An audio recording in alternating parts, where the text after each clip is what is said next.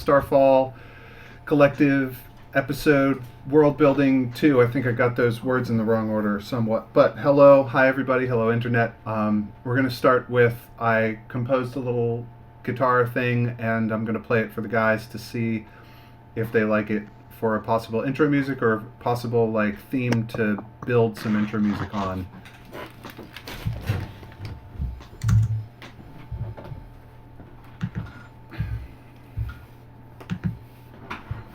Oh.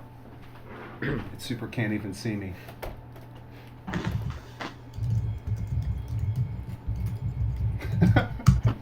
Wait, is your camera controlled by your keyboard? Nice.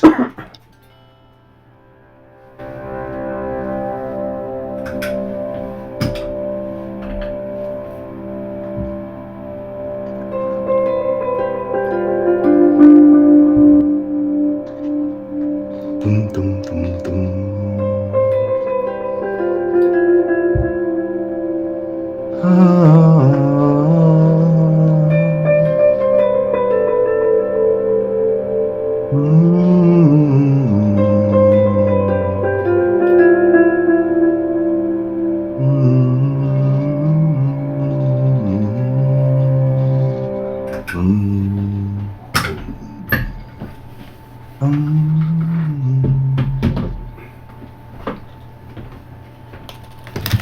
That was great.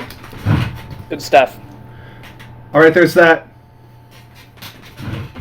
Nice. You'll play that as we start every time.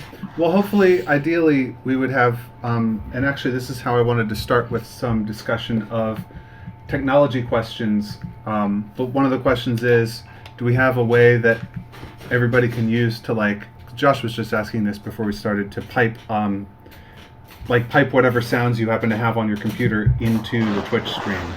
Oh. Whoa. Or what just happened to Josh? Oh, that's just my video camera. I'm still here. Yeah. So Robert, do you have a preferred program for this? I've sort of anointed Sir Robert DevOps lead. Or preferred program for what? If I had a I've got my microphone going into the Twitch stream. I mean, I guess since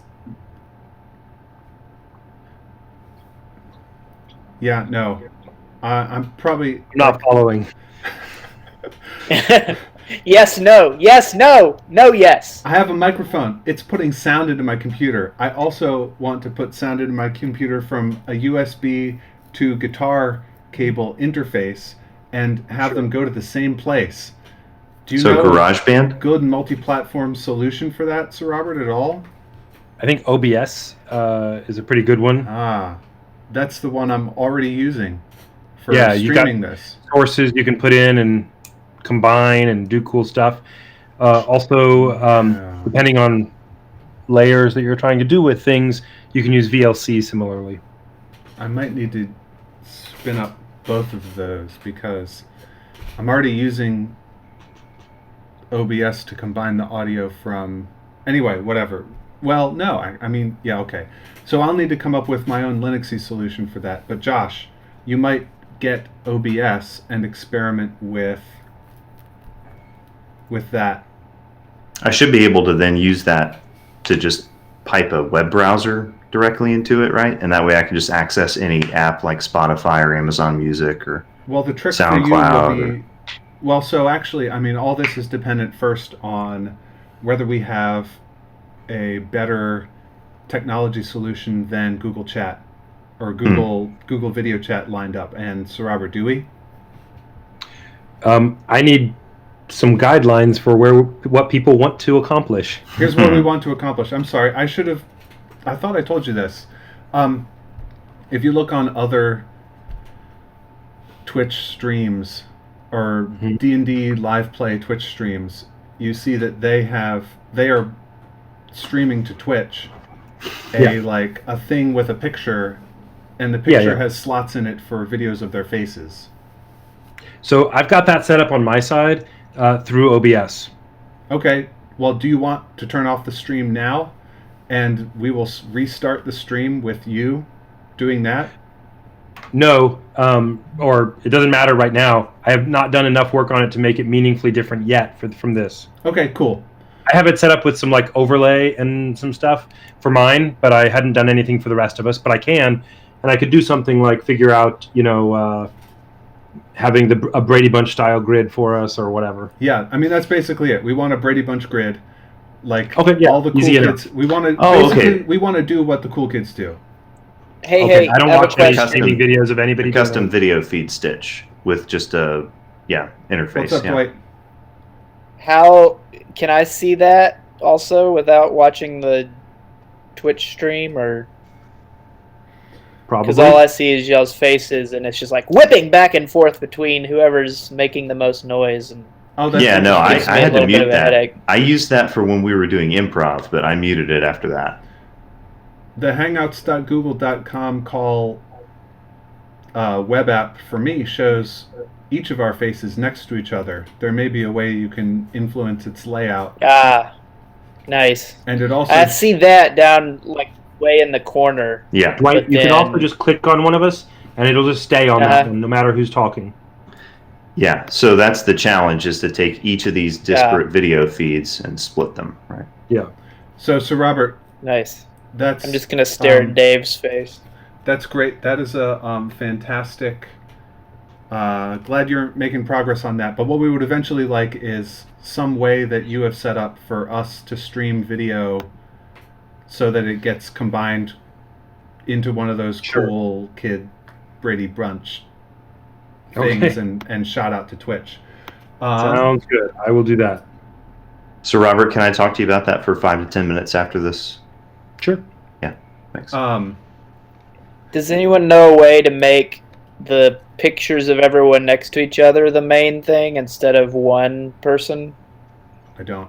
Yeah, Is so that- so that's the idea, right? Is that we're trying to figure out how Yeah, we okay. can broadcast a single video feed and a single audio feed to Twitch. Like, we're going to do the work to balance it ourselves using OBS or something like that. We're not going to And depend on we're not going to depend on Google Chat to lay out the video for us. So Robert's figuring Right. out a Okay. way to lay it out on his own. And Nice. one of the things that I'll do is I'll either use a native Twitch inbuilt app, or we'll do something with OBS or whatever. But I'm going to be doing direct audio DJing, so to speak. And then anybody else who wants to play something, please feel free. So we can all share the DJ job, but I'll be the main one. Anybody who wants to jump in and bump me aside, please do. I think that it's since the DM will be setting the scene. It's cool for the DM to have the DJ thing, so you can turn on theme music. Now we're in the Yeah. marketplace, and we can hear the bustle and the calls Yeah. of the hawkers. Ding, ding, ding, ding, ding, dum, dum, dum. Yeah. And every Or once that. in a while, I'll pipe in with something like, Can't hear that. "Don't hear that at all." It was No. barely audible. And, I'll try to fix was it. it like Clean it up for next time. CNN? Were you just playing CNN, or I couldn't tell what it was? No, it was a commercial from 1980 that I remembered. And speaking of which, just to note, and this is no harm, no foul. But Don't just, say CNN. just so that everybody knows. If you say Hannity 3 times, he'll appear. Just That so was that everybody one. knows, there are like the YouTube patrols videos that get uploaded for copyrighted audio content, and it like will give us nice options for how to remove it, but it will sort of either make us remove it or like there's some kind of penalty. I think what they do is demonetize you, but then you also get like demerits for that. For pushing content that they... Anyway, it doesn't matter. Just basically don't play stuff that somebody else owns the copyright to. But that's also like a credit score for us, right? We want to have an 800. What does that mean? What do you mean by any of those? Meaning we don't want to have demerits with Twitch and stuff. We don't want to be demonetized. I want to have as few demerits as possible. Not that I'm Yeah. particularly looking to make a bunch of money off of ads or whatever, but if you can, I think it would be best to avoid playing any music or audio content of any kind on the stream that is copyrighted. Yep. By somebody who I'm cares. using all public domain. But yeah, it doesn't matter. I mean, Rhapsody in Blue is public domain now. Yes, but is the recording by the specific orchestra that you want to play? No! Then don't play it. Just the sheet music. You can just put it up on the screen. The YouTube devils will come and mute it out. Imagine this! Dwight, I think it's really touching that you want this Twitch stream to be for Peter Calcavage and him alone, but nobody on the internet knows who that is. They should know the name of Peter Calcavage. Mr. Calcavage. Mr. Calcavage is He's on the internet. Music teacher who we all had when we were in college together. Internet. You should He was look him up. He's amazing. He was one of the most charitable and incisive professors I had. Here's the Didn't next. even profess anything. Here's the next question. Yeah, we didn't have professors. What are you talking about, Josh? Tutors. Come on, I'm just speaking I know. non-Johnny No. E's. Yeah, no, we should speak non-Johnny. Hey, Matt, you remember that time we split our waffles into nomons? Nomons. Yeah. So So it's like, that is exactly what we were avoiding. we're creating like a bunch of content and stuff, canonical world building stuff. Where would we like to keep all that? So right now we've got like a hodgepodge of Google Docs, and I set up some kind of wiki, and I asked Sir Robert if he wanted to find a good solution and set it up for us. But let's talk about where we think would be good to store all that stuff so that we can commonly refer to it easily. I think that, and this is the assumption I've been going on so far, that it's going to serve us best to use the hodgepodge for the short term and as quickly as possible migrate over to some centralized thing. So I added the timeline to the SlimWiki, the timeline we rolled last time, based off of Dwight's notes. And I think we just keep using the SlimWiki for that. I would like to consolidate, and I should just say, when I say keep using the SlimWiki, what I mean is at some point we'll have whatever the domain, like, I don't know, starfallcollective.com or whatever, and then we'll put stuff there. But for right now, let's not get caught up in overhead of that. So, would somebody like to take notes, like pull that up and start entering stuff into it? I can do that, or we all can, since it's a wiki. Right. I mean, we all can. I probably won't because my computer is the one that's streaming Twitch to streaming out to Twitch. So I will, because my keyboard sounds like this. Your keyboard sounds like beautiful music to my ears, Sir Robert. It's because it is. Mine sounds like.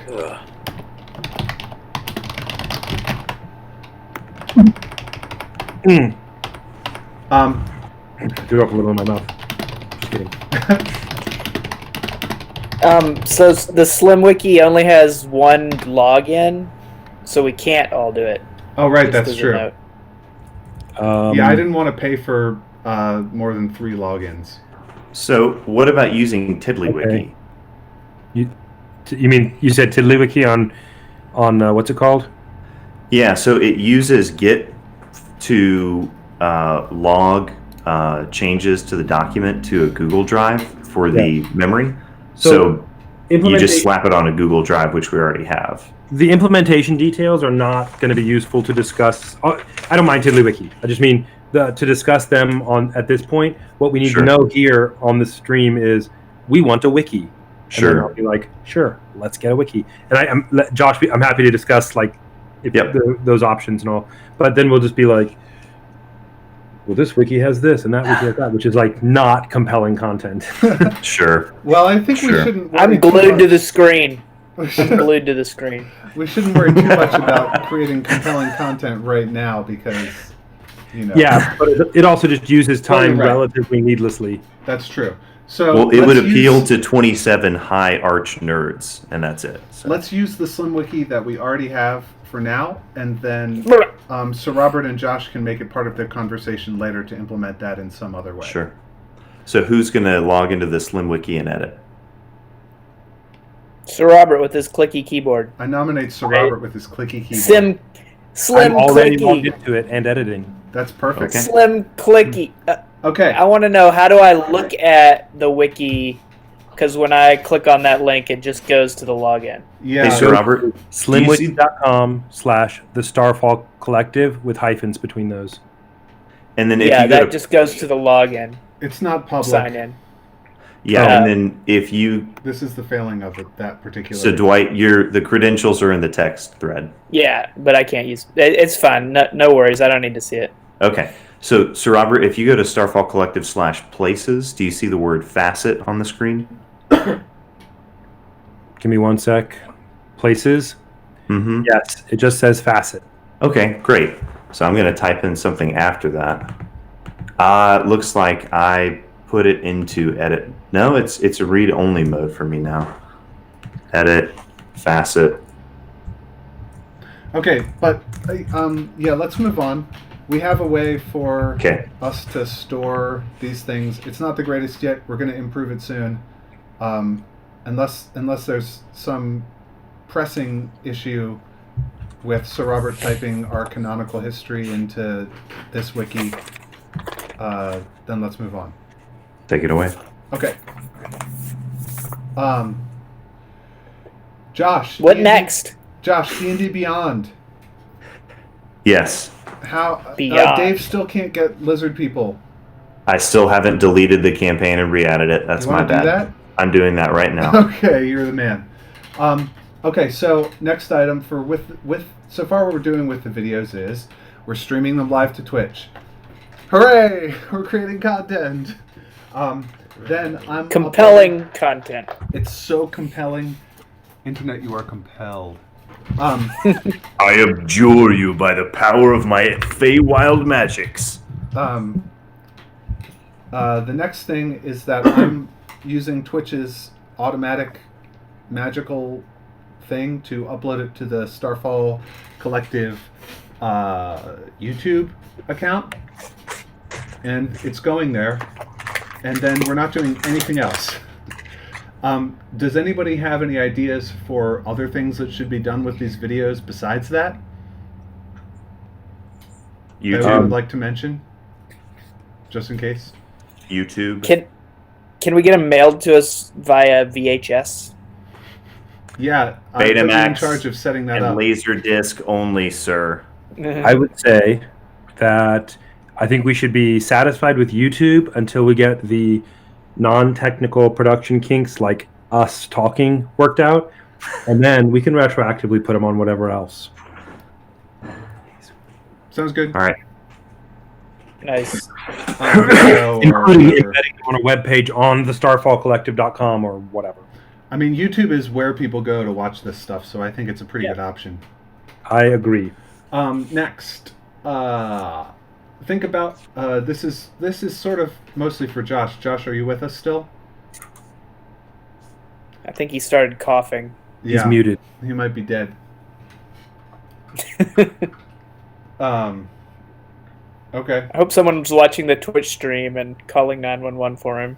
You mean like no, a- don't call 911 for Josh. He's probably alive. His family's in the house with him. They will help him if he needs help, hopefully.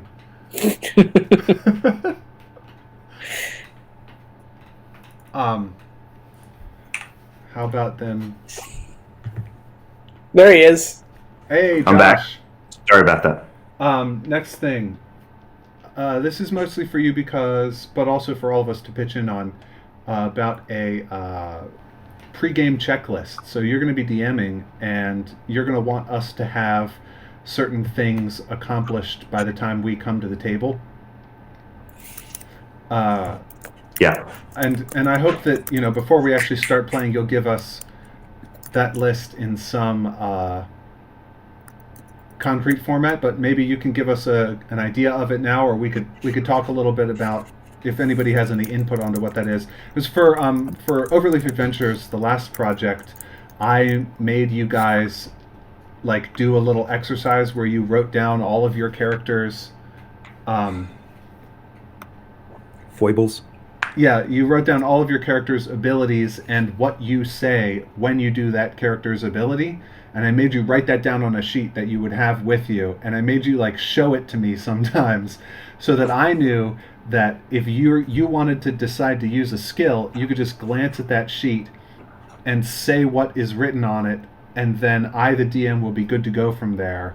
Instead of you being like, oh, I want to use my such and such skill. Let me get out the player's handbook and flip to the right page and look to this thing and all that stuff, which is fine, but if we can do some like dumb, easy grunt work beforehand, that will make that simple. A version of that doesn't include that. Well, how about this? I am tonight. Well, I was about to, but I'm hitting pause on that to talk to you guys. I'm going to delete the current campaign that I invited you guys to and make a new one. And I'm doing that because after I made the campaign, I purchased a bunch of source books that Dave needs that you guys will be able to use. And if I make a new campaign now, then hopefully it will include the credentials that I have for all that source material. And then any player guide, any character sheet that you make on D&D Beyond will be fully hyperlinked. So all those rules will be a single click away. So that would be, it might be a nice thing to do. If anybody particularly doesn't want to use D&D Beyond for character sheet management, no pressure. But I'll make that available to you. Dave, that might be convenient for you with Lizard Folk stuff. So, okay. So that would be thing number one that I would need from you is I need you to have does everybody want to start at level 1? Don't make me know, never mind. Matt? I like starting at level 1. Dave? But if you guys have other ideas, I'm trying not to be the one Dave, who's in charge. Level 1, yay, nay? 1 is fine. I was going to be level 1. I have a suggestion. Sir Robert. After Dave, though. Dave. One Dave already is gave fine. a thumbs up. Sir Robert. I think it would be fun to start at different levels.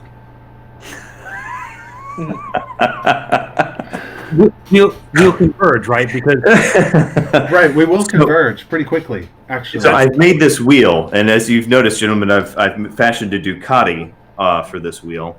Okay. So, Robert, I Love think it. that would be a great idea and a fun twist for you to do when you're the DM. I'm game. We'll do that. Or, I mean, All right, no, Sir Josh, Robert, could do it too. if you would Fine. like to Whatever. start as a level 3 character, you're a knight of. Well, we'll figure that out. I was just going to say we could roll a 1d6 to see what level we are. That would be insane. Roll a d20. Sir Robert, that is so deliciously insane that I, the DM, demand this to be done.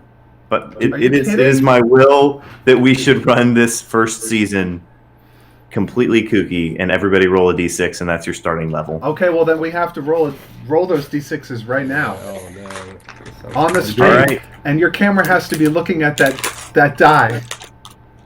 Oh, my camera's looking at it. You just can't see what it says. Listen, I trust Dwight to follow the Man, will I of the. better pick I my trust best all of die. you to follow the will of the die and to tell me the number that is right. 6! Oh, but what was it really? It was 6. Yeah, but like That was really real what was it? excitement. That was not Dwight goofing. Oh, man, there's But no now way I I'm have gonna roll to a 6. figure out a level 6 character. Yeah, I was you have- ready for level 1. There's mine. I got it too. There's like so many more things I have to think about now. Dave rolls. I was gonna think about. Where'd he go? Dave 5. rolled a 2. You can't even Ah. see the die in the box. You can see it. I can Alright. see 2 little dots. That's the eyes I'm gonna roll. staring out. Dave Farrell starts at level 2. Dwight Knoll, level 6. Oh, I also roll a 2. Okay. What do you got, Sir Robert? I just dropped my die. I didn't roll it yet. What happens Okay. when you level up? It should be looking at my screen. Read There we the go. player's handbook. 3. Okay. Nice. It's a lot of thought, though. Can I, like, get a -5 on my roll? It's okay with me. Dwight, I don't care if you start at level 1 if you feel more comfortable. I just thought it'd be fun to have like a. The thing I thought would be neat about it was not the game mechanics, but rather the fact that we're meeting each other. Presumably, we're meeting each other, and like some of us are more experienced. Whatever. Nice. So Robert, what did you roll again? A 3? Yeah, my only issue with it is I have to, like, read a bunch of stuff that I was like, oh, I don't need to read that for, Yep. like, 3 more weeks. Yeah, now you get to read a whole bunch of stuff. It's not that much. Hey, But I can do that. I have So- 2 questions that are sort of orthogonal to what we're talking about. Okay. Yeah. What's a typical player group size? 4 to 6. Anywhere from 3 to 5. 3 to 5, 4 4 to to 6. It depends. Sounds like 3 to 6, then. Yeah. Jacob expressed some interest in joining. I don't know how people would feel about that. He is 13 and extremely into D&D. He's about to be 14. And also, one consideration people may be interested in is LT. Does LT want to play? I think he's up for it. I asked him. He said, "Yeah, that could be interesting." So, Both Yeah. of those would make me very happy. Oh, absolutely. Yeah, both of those would make me very happy. Jacob's excited about it. We do want to. One thing to consider is that this is going out. Like, I don't want to sacrifice the fact that this is streaming live to the internet and then going up on YouTube forever. So, consider having a child on it. You know best. You know what better than all of us, but this is, the internet can be an extremely unpleasant place. Sure. To I asked people. Jacob, what about people who are unkind and say things that are like comment on like, boy, that Jacob kid, he's terrible. He doesn't even know what's happening, whatever like that. I asked Jacob when we were driving home from school, and he said, what do I care what people think who are watching D&D online? I like that attitude, but when the rubber meets the road, it's not always so easy. And, No, I get it. And you're the But responsible one, so Yeah. you can make that decision. I mean, all in favor, or I guess Dwight and Dave. What do you think? Adding LT Sounds and good to me. inviting LT and Jacob to join. Yeah, that's fine. Let's do it. This is going to be a big, crazy party. So what I would like to do for that then, if y'all are game, is Josh, I want to give Jacob a trial, and also he has to do things like maintain his grades and stuff, just as a prerequisite on my side. So maybe I could have him roll up a character, and we could encounter him for a couple of episodes, and then he could go away, like 2 Okay. episodes. And then if everything went well, we could re-meet him somewhere. Sure. You okay with that? Sounds good. That's a great plan. That'll work out narratively very well. Yeah, and he'll give it a trial, and if for some reason it's not working out the way he wants, he'll be able to back out without, no egg on his face. Do you want to That's a ask good idea. Jacob to come in and roll a die to figure out what level he's going to be? Sure. Give me 1 sec. Okay. Y'all can keep going. I'll just grab him. He's away. All right, cool. While we're waiting for that, Josh, think about this. Is also, this is something that we should all think about. But right now we have one thing that I find that I think makes a really good D&D live play stream or YouTube series or podcast or whatever is an Yeah. intro ritual. Something Yeah, that absolutely. happens every time at the beginning that and usually a lot of times this includes the people's intros, which we totally did not even do this time, so we'll do it in a Mhm. bit. But yeah, I think we should think about that and not just let it happen on its own. We should come up with something. Everybody think about. We don't have to decide now, but everybody think about what do you think makes a good intro ritual for a D&D live play podcast, and Sure. bring next time what you would like that to be, or email me about it. Well, the thing that I would like, selfishly, is to be able to say, I'm Matthew Talamini. I'm a writer. You can find my stuff on MatthewTalamini.com. That's what I would like. Exactly the same thing. What? I plan to say exactly the same thing. That you're Matthew Talamini and you can find your And I'm a stuff writer. on- And you can find No! it on I'm the Matthew only Talamini. one who parties! Dwight is referencing Hot Rod, which is one of... Internet. It's a video that is available on the internet. Why don't you move over a little? No, it's definitely Oh. Hot Rod. Take that off. Yeah, Hot Rod, the video available on the internet. I haven't seen Hot Rod.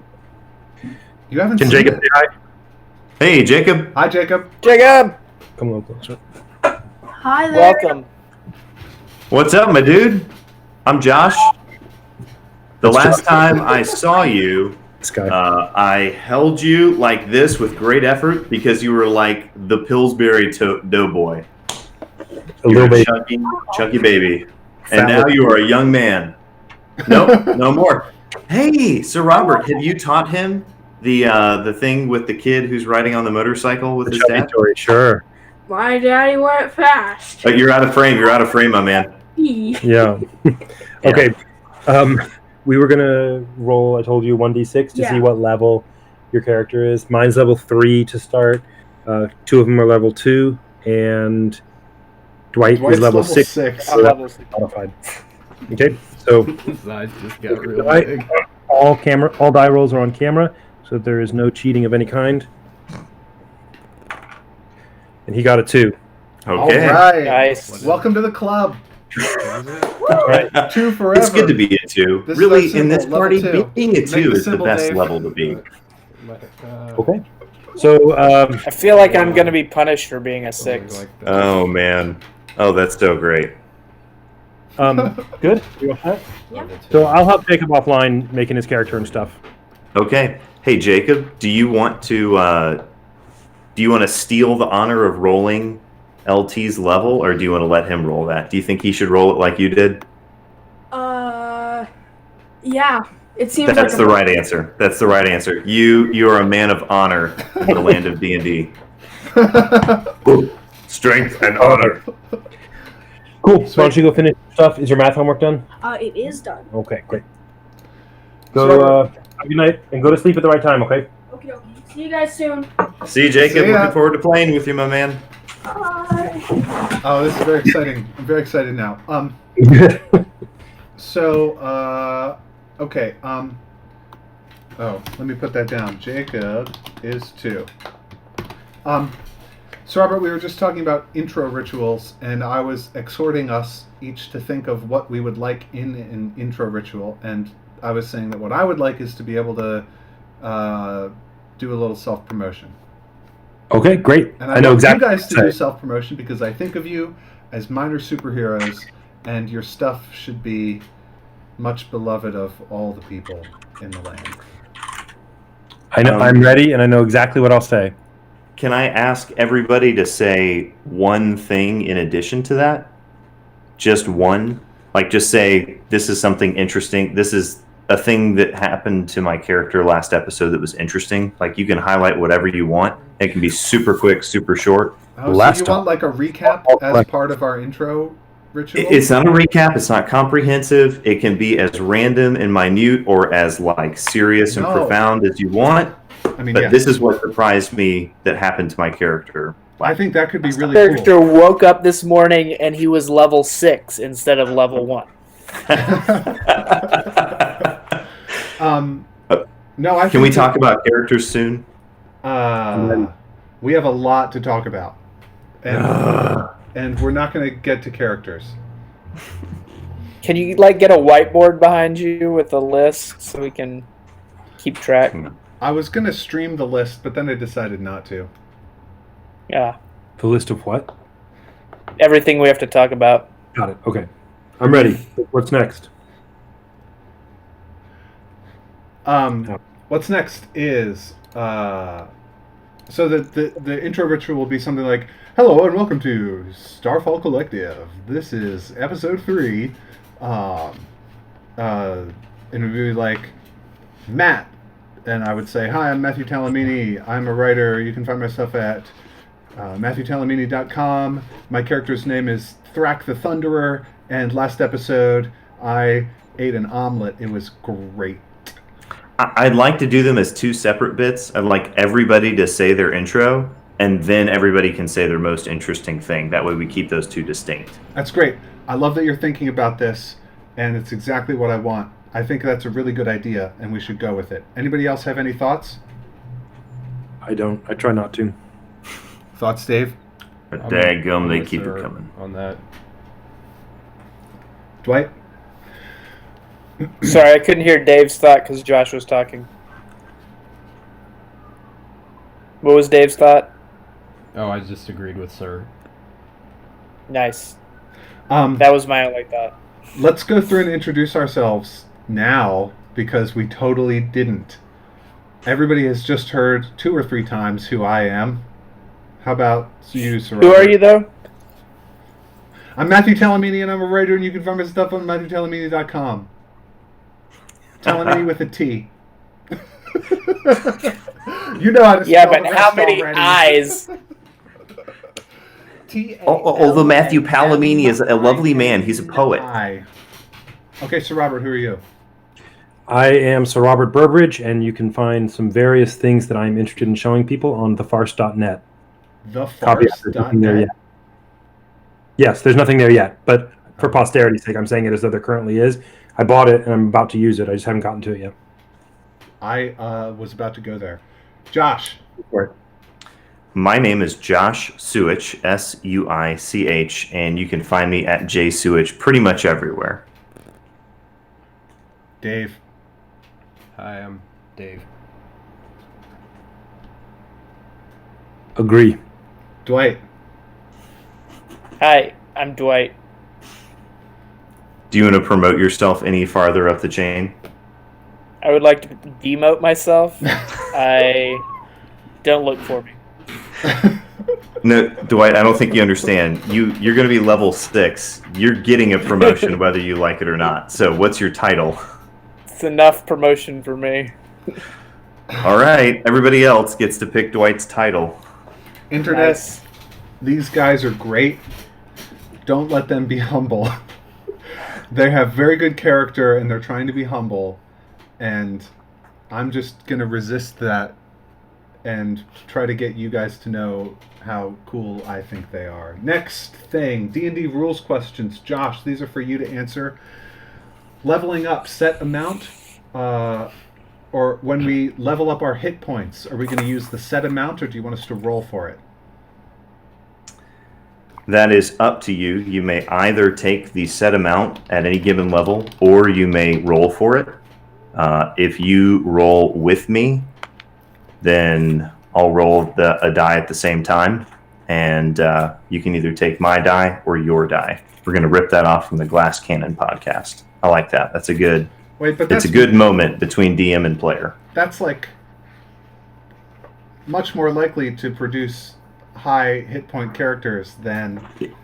It is. It is. Maybe Okay. Dwight doesn't get to do that. Dwight only gets to roll. I'm not going to tell you what. Anybody who's level 2 or 3, I'll do that with you. Do what? Basically, you'll roll for your hit point die with Yeah. advantage.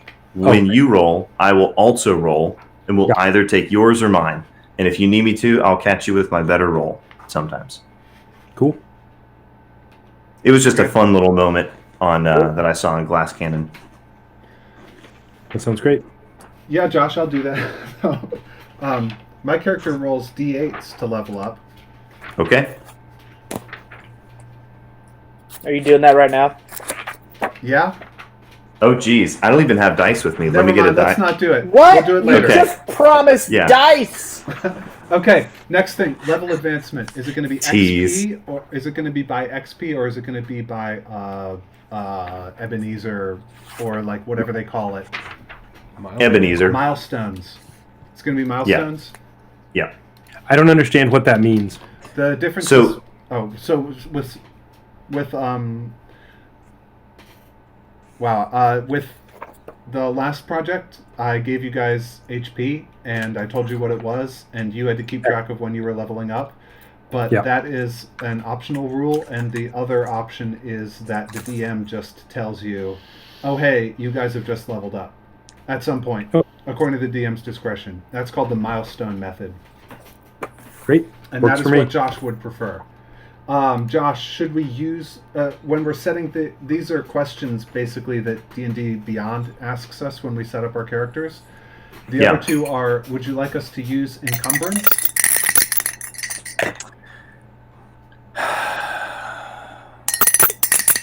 I mean, I say yes, but it's Yes. up to you. Yeah. Yeah. Should we? You're You're not the ignore- DM. Should we ignore coin weight? I'm as the DM. I might have to demand that you line that with a sock or a piece of felt because it is too much for me, man. It's I don't think I jangly? can handle that. Overly jangly. What? It's too jangly. It's too harsh. You gotta soften it up somehow. I don't know what's happening. You're rattling your dice in your your cup. metal die, your metal icosahedron in a mason jar. You sicko. No. Every I time love you it. do that, I hurt. I got a nice wood serving tray to roll on. It sounds real nice. Okay. Coin weight, Josh. What do you think? Yes or no? Coin weight, no. Good. So now everybody knows that. I've written it down. I guess I'll send out that information to you later at some point. Do we know what races everybody is? Are our characters basically decided? Mine is. Dave's is. I don't know about Okay. you two. Mine Sorry, is. I mean race. I meant class. That is up to you, my man. Do you know what race or class you want to be? Yeah, I know the race, but I'm still deciding between two classes. So what's your race? Halfling. Halfling. That is excellent. What classes are you toying with? Rogue with possibly a cleric subclass, or barbarian. Wow. Okay. Okay. I'm going to be So- a bard. Dave's going to be a ranger. Dwight's You're going to be a I'm a bard. What? You said bard. I'm a half-orc bard. Okay, and Dwight is a what? A monk. Monk. Okay. Then in that case, I'm more likely to lean towards a magic one because nobody else is, right? I'm Or no, a I guess magic bard is user. magic. Okay. Yeah, But not a primary caster. I'm What's that? Trying to Mm, have it both ways. Eh? And Dave, you said is a Huh? Ranger. ranger. Ranger? Okay. Well, let me take a look. Cool. Okay. We're gonna. Does anybody else have questions or things about this kind of stuff, technical stuff, D&D rules stuff? that- yes, I have a question for Dwight real quick before we move on. Dwight, Yeah. do you still want to play an elf? Yes, wood elf. What I'll send you a picture of my character sheet. At what class do you want to play? Monk. Oh, you sent me a What? character. I didn't realize that you sent me a character sheet. Sorry. He also just told us he's going to be a monk. Monk, thanks. Sorry. I don't know all the terms, so sometimes you have to give me examples. Like when you say what class, I'm what? Okay, you're a level 6 elven monk. Wow, that is so perfect for my storyline. That's Wood elf, wonderful. wood elf. Wood elf. Yeah, no, Dwight, you don't know what a perfect gift you have given me. Thank you. Okay. I'm gonna die. I'm just gonna die. Yeah, everybody make up another character sheet so that when you die, your new character can come back that episode. So I've got two more categories of things that I'd like to get through tonight. The one is general world questions, and the other one is to do some actual world building. Like I'd like to roll some more Starfalls for gods to enter the world, and the rest of the races and different kinds of monsters, and then to work on some migrations and like who has what territory and how far it extends, and just work on the map some. What I think I'd like to do is to talk about the general world questions for what kind of world we want more generally, and then do some of that more specific world building and work on the map some. So we'll. Comment about that real quickly. Just to note, I know I've said this a couple of times last time, but the campaign I'm interested in centers around a particular Starfall that I'm interested in. So I would like to have that Starfall post Reserve. there being multiple races. Yeah. Well, don't let us calculate that one then. Say, hey, that's the Yeah. one I want to reserve. I think it's very unlikely that it will get rolled, but I just wanted to let everybody know that I might have some sticky point there. Cool. That's perfect. Veto! Here are the general. So what I'm suggesting is we go through. I have 5 questions here, and they should all be. None of them should take a super long time, and then we take a 10-minute break, and then we move into working on the map and doing some more world building. How's that sound? There is only one question. Who run Bartertown? I'm sorry. You? What happened? Oh man, was a- I didn't take the bait. Never mind. Mad Max Beyond Thunderdome reference. Okay. Oh. So No, Thunderdome, not Beyond Thunderdome. here's one Whichever thing. one. It doesn't matter. Here's one thing that we should talk about. In every world, there is a certain percentage of wilderness versus settled area. And in traditional Dungeons and Dragons, it is very little settled area and a lot of wilderness. In the wilderness are the things like the dungeons and the monsters and the woods and all sorts of wild and Dragons? crazy things, dragons and stuff. And then the towns and the cities are few and far between, with many dangers passing between them. But that is not necessary. We could set it so that there's even fewer settled cities and towns. Like, a village with 1,000 people is very, very rare, and there's only one city with more than 10,000. Like, we could make that decision. Or we could say, the world is as settled as our own world is, where there's just very few spots of wilderness where people have not settled, and you can find a thinking being like practically anywhere if you walk for a couple hours in any direction. That is not actually true of the United States of America. But it I'm is a true of thinking New England, being. where I live. You can find me. So what are we thinking? We want to go with the traditional. This is sort of like, these questions are going to establish, our answers to these questions are going to sort of establish what our world building is aiming at. So we don't, if we say, okay, we want cities to be fairly rare, and then towns and villages also to be more common than big cities, but also pretty rare, so that there's plenty of wilderness for stuff to happen in. Then when we're world building, we don't want to create 200 big cities on our continent. Yeah. We want to Right, create so- 3 or 4.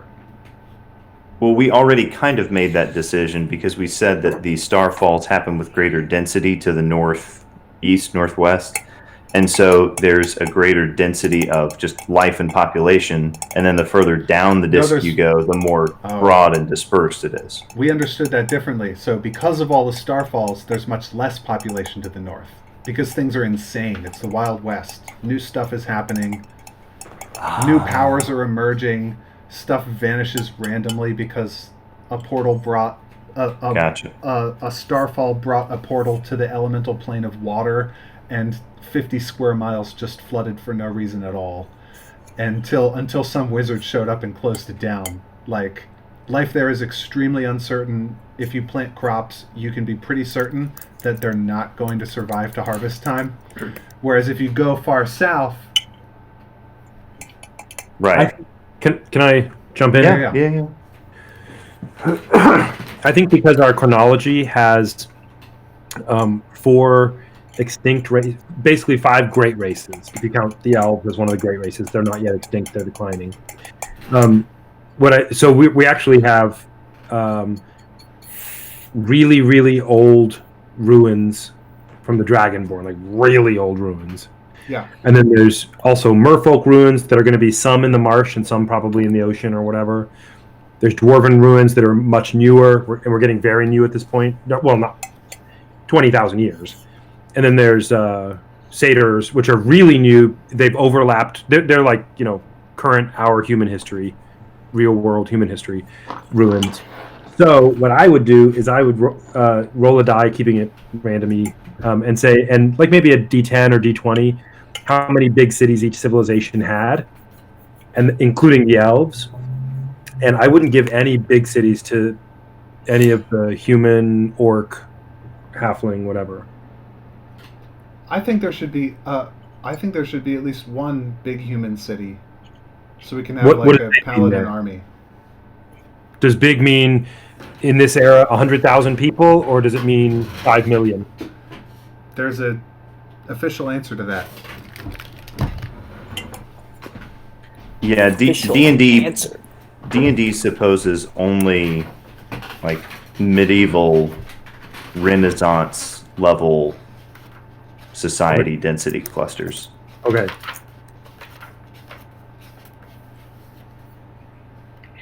Medieval and Renaissance are two different things. Yeah, I'm saying Renaissance would be scraping it, medieval would be typical. Like in Neverwinter Nights, so the 12 masked lords of Waterdeep, right? Waterdeep is a vast city with tons of political factions and populations, I think, in the tens of thousands. And that's like a big city in traditional D&D land. So 50,000. villages have a population up to 1,000. Basic supplies are readily available, but other goods might be available only intermittently from trading merchants. There's probably only a small force of soldiers, and there might be one or two temples and maybe a mayor. A town has a population up to about 6,000. There's usually a noble who's ruling. There's a lord mayor to oversee administration, town council, clerics. There's a sizable army of professional soldiers. Basic supplies are readily available, though exotic goods and services are harder to find. Inns and taverns are there to support travelers.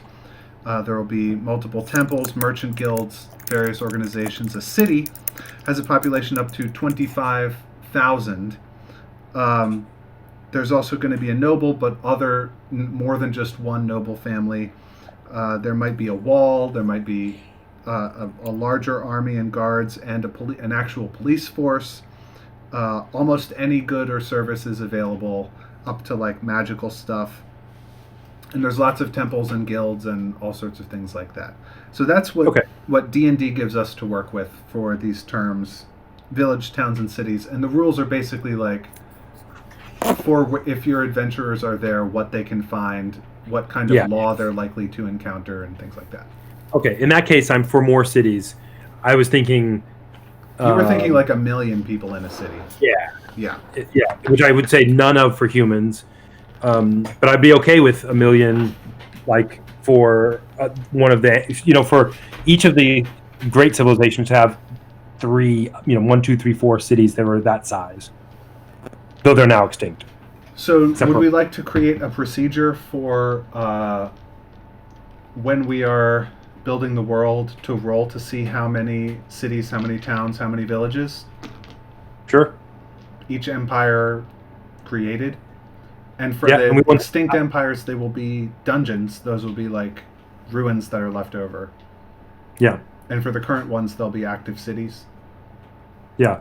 And I would say if we did something simple, I would say simple, like a D something to see how many there are, right? Like, let's say there are 5 satyr cities, let's just say. And then we would roll another D for how many miles radius it is from the Starfall Center. Okay. Right? Do we want to know about where they are or no? Or? I think yeah, we're going to have the map out, and we're going to be trying to figure this out. So yeah. Oh, are we going to Franz Ferdinand this and also say like what Starfall ended that race, or was like, It might not be a Starfall. It could be something else.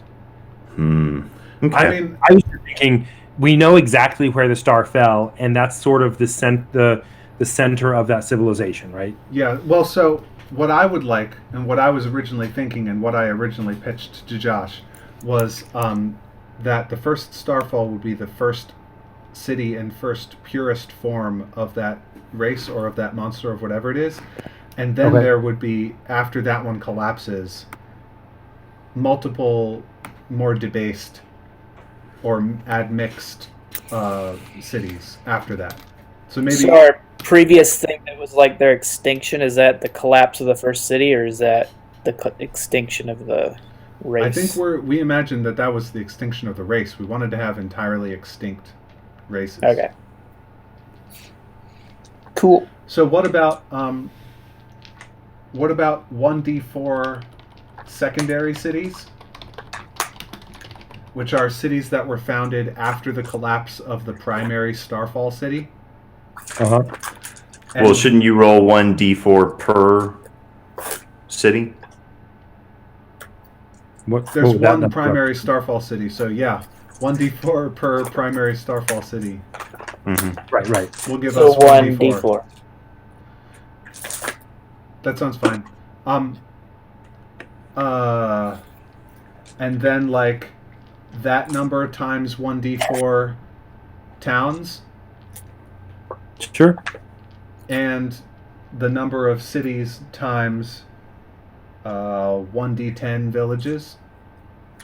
I would be skeptical. Oh, I'm totally cool with that. But remember that the villages by present day, quote unquote, are going to be Oh. 100,000 years old. Yeah, so the villages will be gone Yeah. basically. But We should do that for the elves for right, sure, that's what I'm thinking for like present day Yeah. races. Okay. and maybe the satyrs too, because the satyrs are relatively recent. 7,000 years or whatever.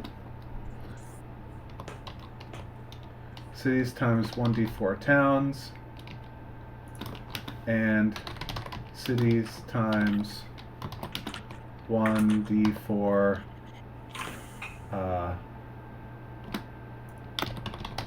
villages, except no extinct villages survive. Great, so we'll do that in part 2. Here's another question. How common are monsters? Is there like, if you go into the woods, you will meet something that will try to tear your throat out? Yes. Or is it like, Gorgons are very rare and only a few people have ever seen them? I actually have a preference for this for a system of it. Approximately simple, super simple, which is put a hex grid on the map, or we could use the squares. It doesn't really matter, but big ones, so not like really small, and just give it a value.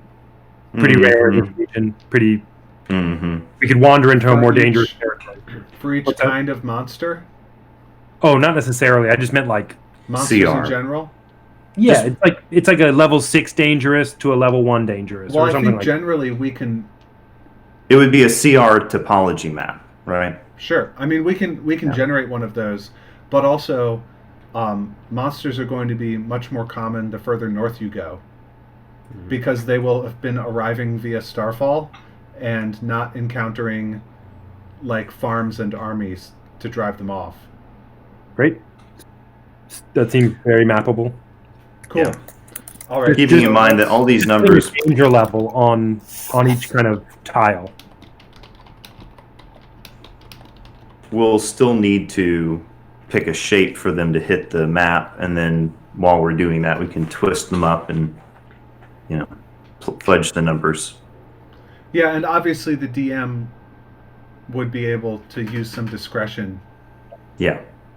A lot of discretion. That's kind of part of the point, is that not everything's going to be fully mapped. Right. In some areas, we're just saying this is the shape of history, and then we'll fill it in later.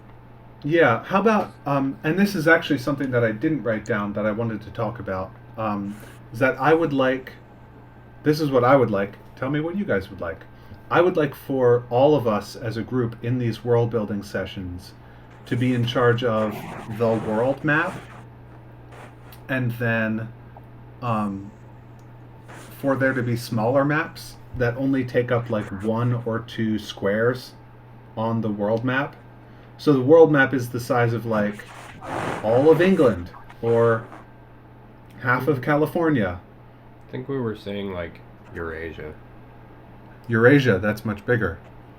I think that's what we were saying for. Okay. that. Well, we'll have to come up with a scale. D&D suggests a scale, Roughly. and we have used a different one if that map is the size of Eurasia.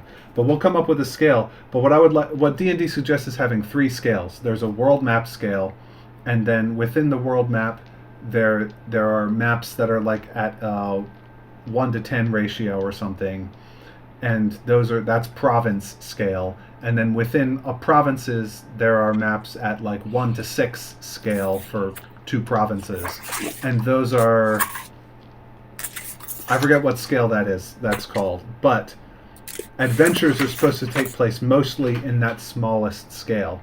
So what I would like to do is give all of us responsibility for the world map, and then the DMs, if you're working in an area where no province map has been made, nobody has zoomed in yet, you should lay out the general features for that province and make us a map. And that would serve as your flag, right? No flag, no country. If you want to take control over a campaign for an area, make a map as a step 1, right? Yeah. And then your actual adventure would take place somewhere within there. But,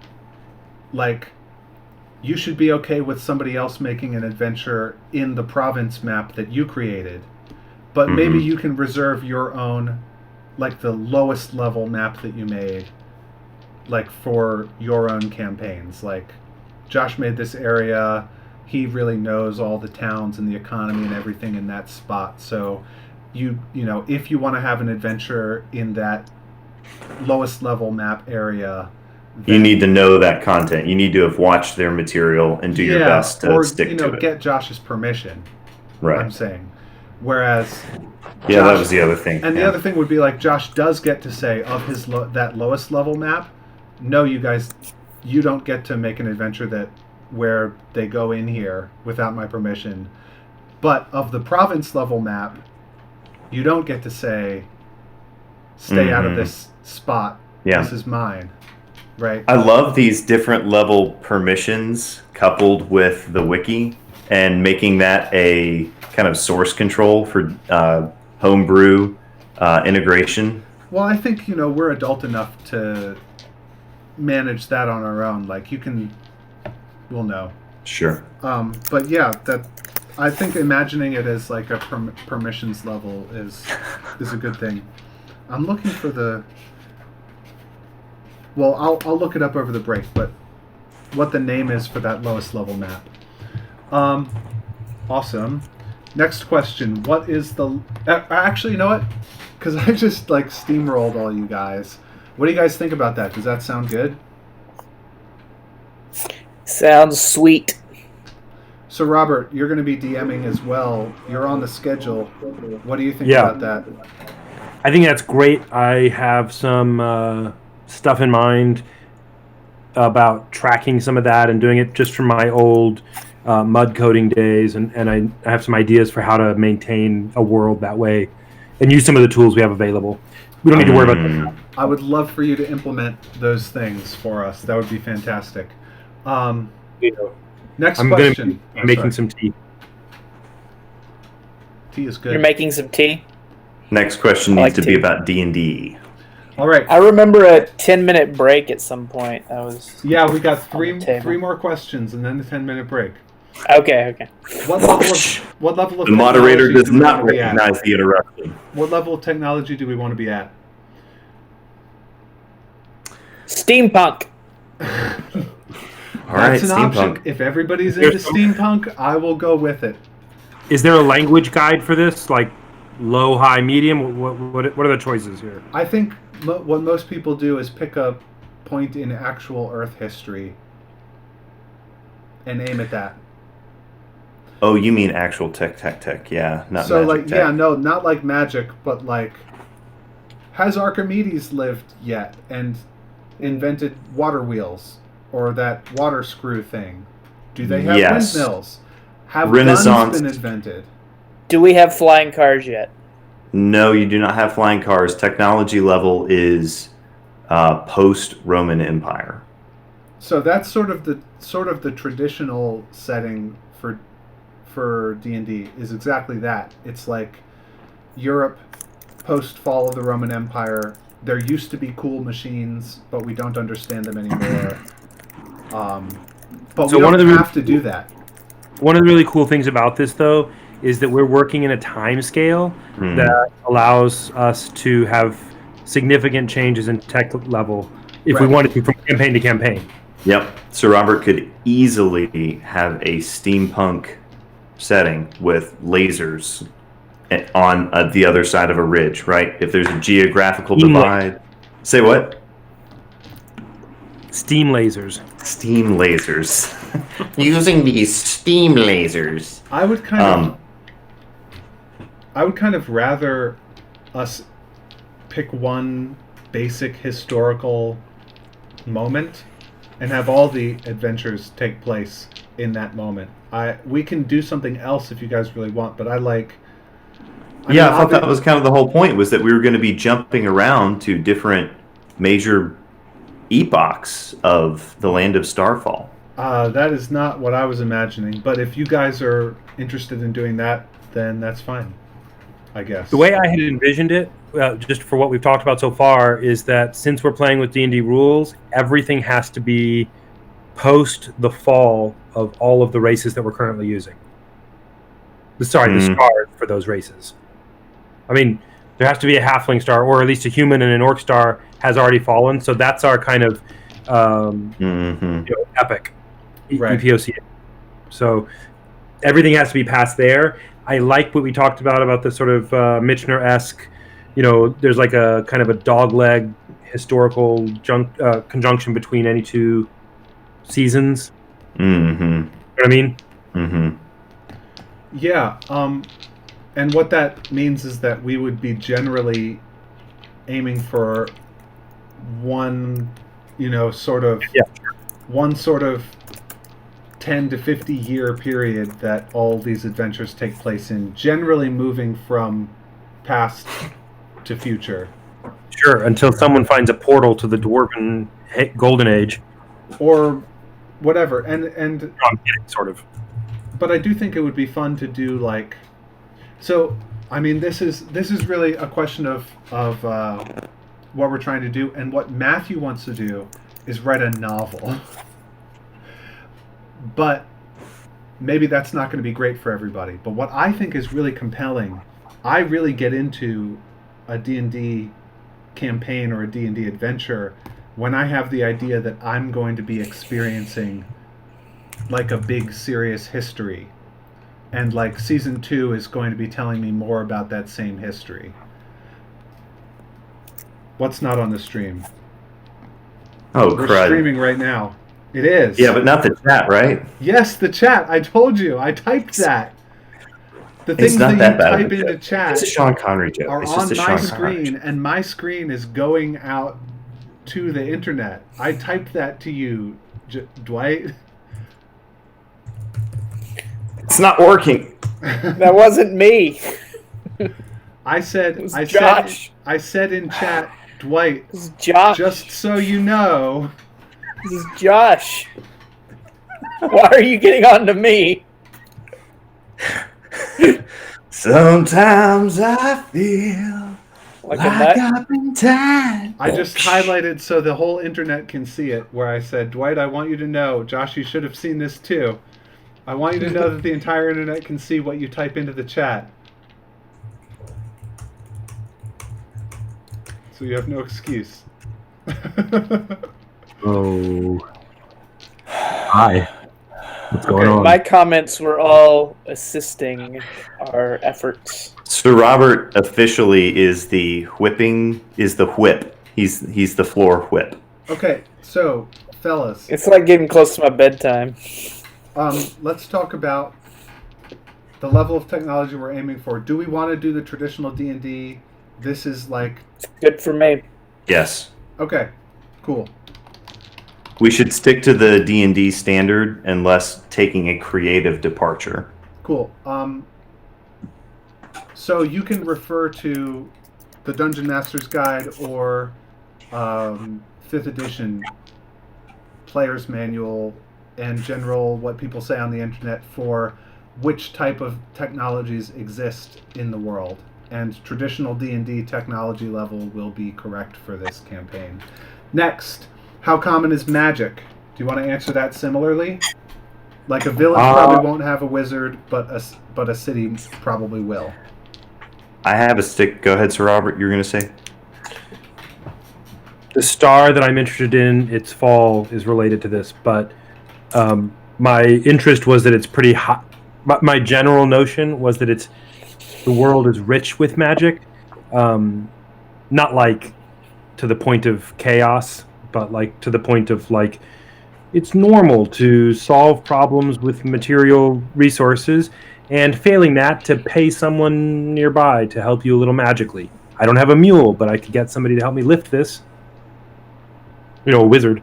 But I'm also okay with less magical. That was where I went. And again, I'm interested in a Starfall. The Starfall that I'm interested in has to do with this. Okay. And It could. mine, It could. my vary. sticking point. Yeah. Go ahead. No, that's exactly what I was going to say. I think it should. It could As vary Dave said, geographically, Yeah. just based on what kinds of starfalls hit where. Hmm. Yeah. Okay. You know. And by necessity, some people, even though you're talking about, well, yeah, okay, so all the major schools of magic should be accounted for somehow in the world by the time we get to our common era of gameplay, right? Yeah. They will all exist. So that, yeah, everything that's needed to support Dungeons & Dragons 5th edition rules will exist at the time period that we're talking about. Okay. So Except There will some be of the variations of density. there may be some places where it is common to, if you don't have a donkey, get a wizard to help you carry something. But there may also be places at the same time period where you wouldn't be able to find a wizard. Right, and As a that side will note- differ geographically and temporally. Yeah. As a side note, I would also expect regions further north to be more magically infused because of starfall concentration. Can I make Stardust. I'm on the fence. So one of the things that I would like for your characters to have in your world is magical ley lines, and I think it would be really neat for the land of Starfall to have ley lines. Maybe they shift and everything, but it has to do with the way that magic flows through the land. Are you guys okay with that? That connects to something that I was going to say, which is I'm totally okay with there being regions where you don't really find a wizard for blah, blah, blah. But I would personally like a base level sort of natural infusion so that there are, plants that you can, chew for a little tiny bit of healing. And like, commoners know, put this on it, make a salve, and it, in D&D terms, maybe it heals a couple of hit points. Like 2 hit points. I mean, that's so that's fine. I think if we decide to do that, I'll be happy. I tend to one of the things that we have to remember, if that's the case, is that magic is significantly less interesting. Cool. So in the normal D&D world where magic is pretty rare, your wizard character blowing something up with fireball is like nobody's ever seen that before unless you live in a big city, and it's like people will react like, whoa, that's crazy, and you can describe it as though it's totally crazy and interesting. But if it's like that's something that's fairly common, then it's like, okay. I would still have casting of magic be fairly rare and that sort of thing, but I think having varied to extremely weak potions of sort of generally available, not like anybody could just walk out and make one, but something where you could have, in a town, a third generation person, herbalist, has learned how to make a couple of potions to make birth a little less painful, stuff like that. Yeah, I think the magic density is going to vary significantly by the evolution of the society, right? Theoretically, a society that is matured will find and train up all potential magic users, right? And so magic will reach a much higher saturation state in the surrounding world. How about this, Sir Robert? In your view, how common is it that a person would know a cantrip? Very uncommon. Okay. Not like super rare, but you probably have met somebody twice or three times So in your that's life. about normal D&D. Okay. Mm-hmm. But I would still have there be a sort of nature. So I've been putting a lot of thought into my own personal life. Let me just do a quick 2-minute digression here. I've been trying to say, in a superstitious world, like in real Earth human superstitious periods, more superstitious periods, how can I find the state of mind that those people who are believing in elves and fairies and whatever get to? And one of them is, I've been doing some blacksmithing and some foundry work here at my house. And there's this really cool thing where if you get iron, which you can just get out of the ground, right? It takes a lot of work, but you can get iron out of the ground. And then there's these things you can do where you can put certain plants into the molten iron, and the iron takes on amazing properties. And what's happening, we would say, is you're adding carbon to the molten iron and you're getting steels of various, whatever.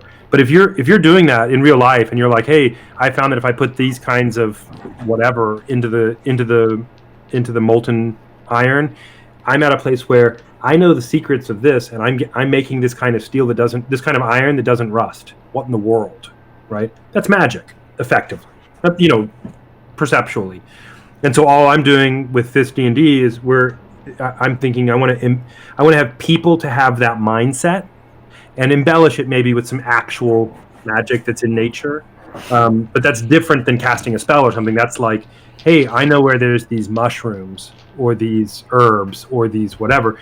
And that knowledge is still specialized, right? You're going to be a 4th generation blacksmith before your family has passed those secrets down, that kind of thing. Mm-hmm. The level of richness of the world I'm going for there, it's not like spell casting. That's sort of a obvious and cheap kind of magic. Dramatically. I don't mean actually cheap.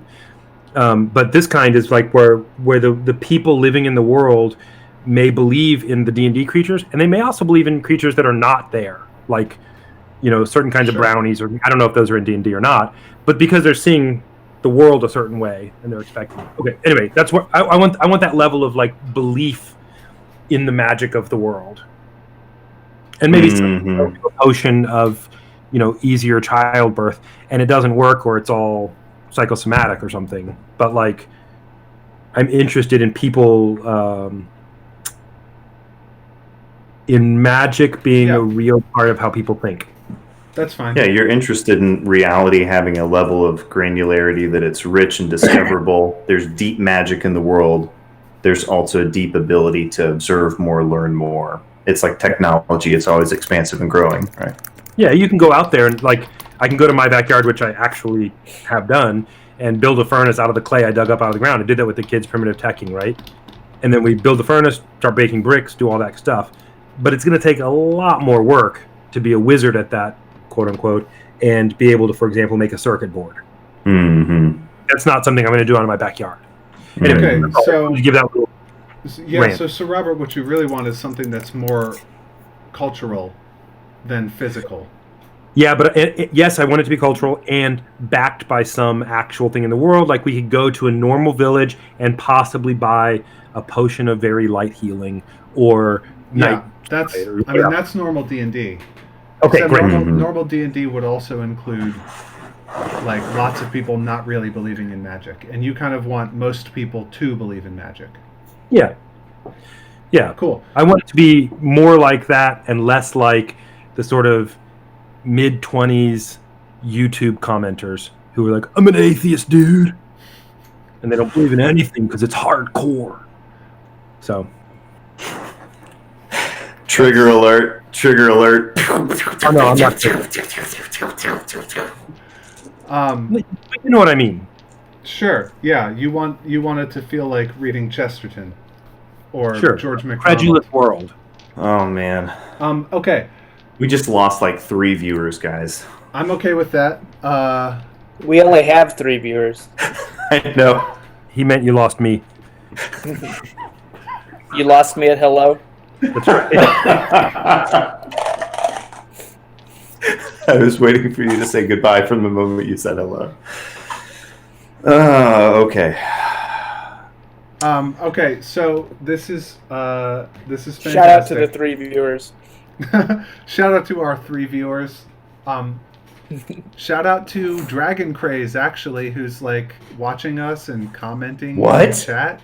Yeah. Do we have the first viewer? I think I don't actually know you, Dragon Craze, so hi. Dragon Craze, you're our first caller. Anyway, let's one more question, then we can go to break. This should be, I don't know, actually. Do we want a world? Then this actually has a lot to do with narrative and tone. So this is something that I would very much like to decide now and hold, and all DMs have to pretty much hold to it. Are we going to have a world of gritty consequences, or is it going to be more action movie, not as much consequence for violence? So like in gritty consequences world, like you can lose your hand, and then for the rest of your character's life, you have to roleplay them as not having a hand. And if you murder somebody, the police will actually come for you and put you in a cell, and like maybe your character gets executed, real life executed, and the DM rolls that you're not able to break out of prison, and your character dies and you have to roll up a new one. Or if you murder Hobo, there are real consequences, and like your actions leave behind actual widows and orphan children and things like this.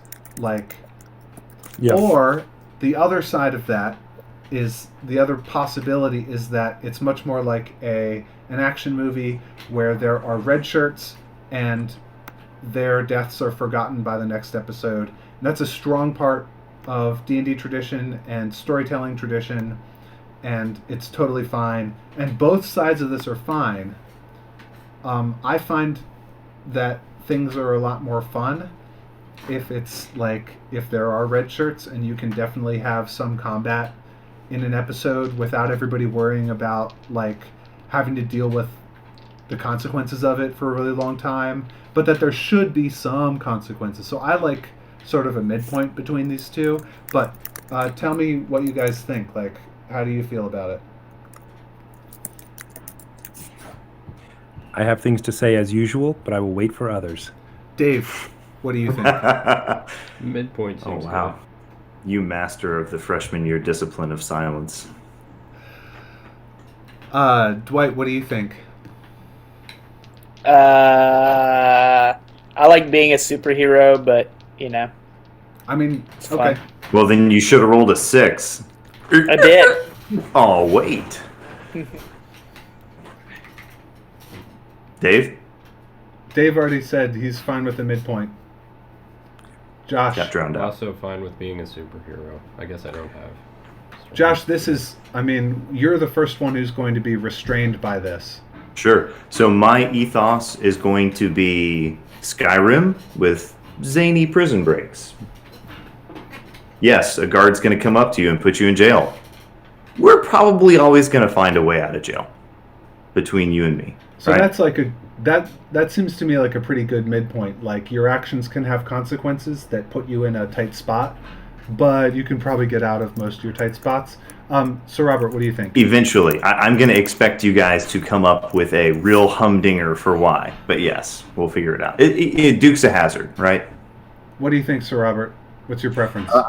I lean grittier, but I agree that Skyrim is a good sort of center point. I would probably go a little grittier than Skyrim, to the point where there are permanent consequences.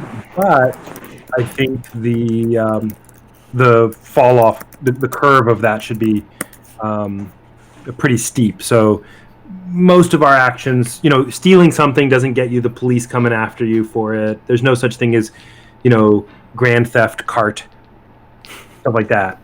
But and I should say, and I probably would do it with a civilizational era of blood feud.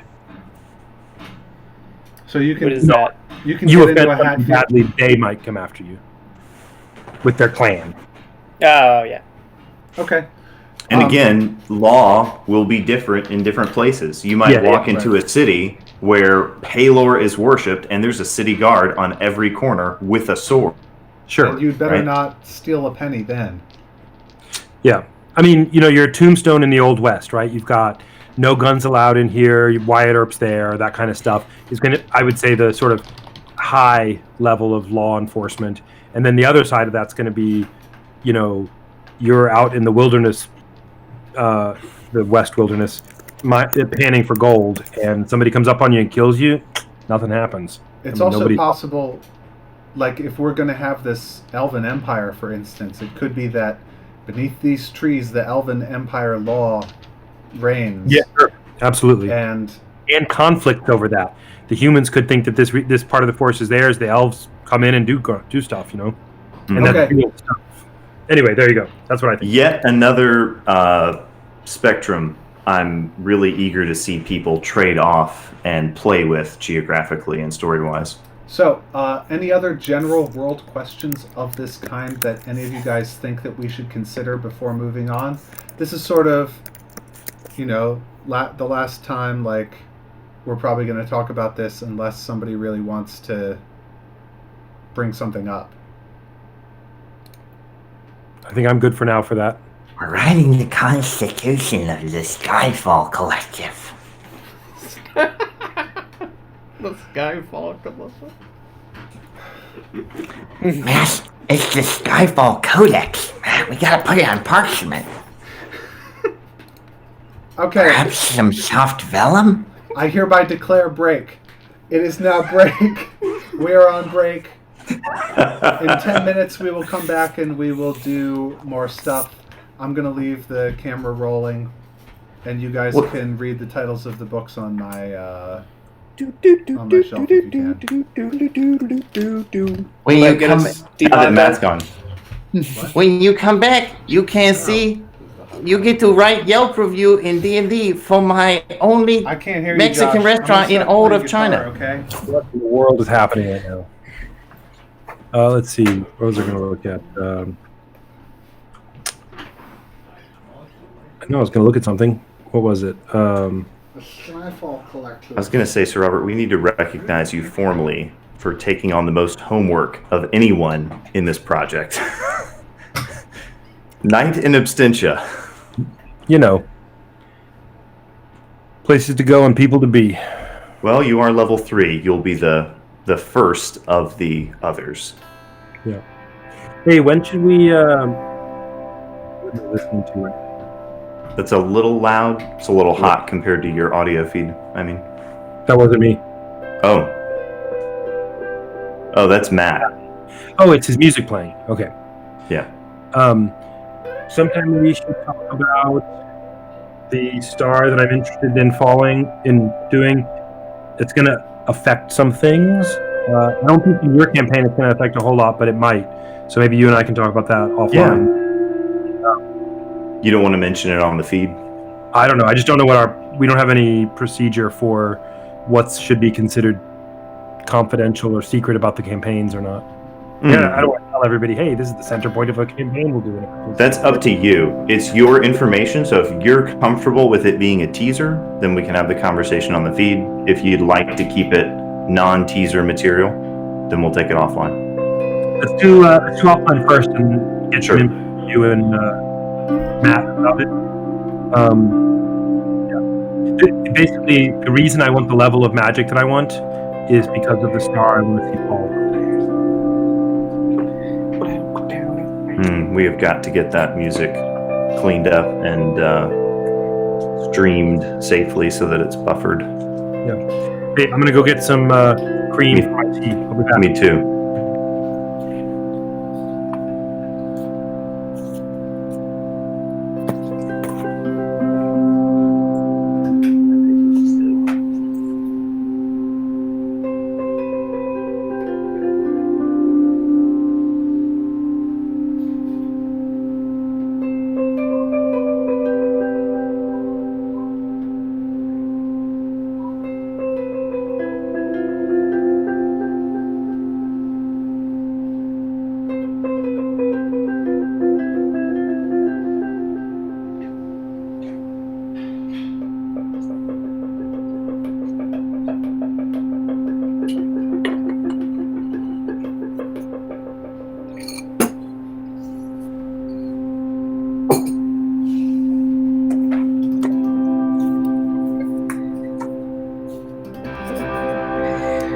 Whoa.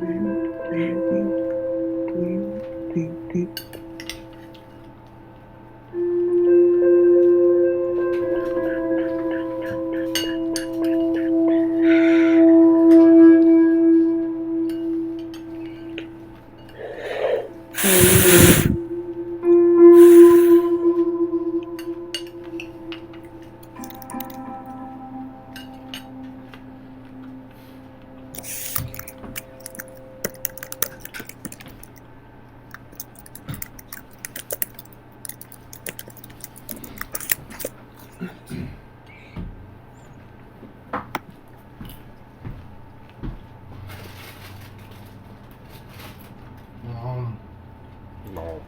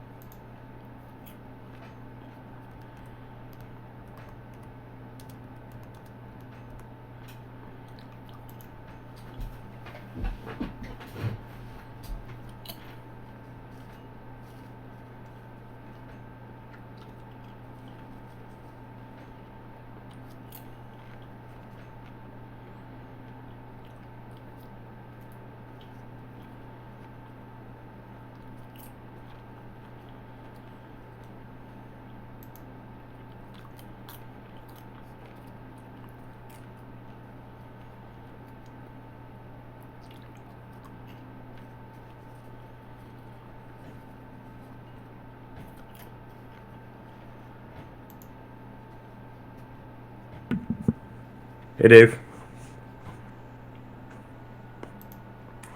Oh, hey, sir. I got these little things. I've never used them before, but I thought I'd give it a try for my tea. Mm-hmm. They're little metal ice cubes, basically, but they're for hot or cold. Ooh.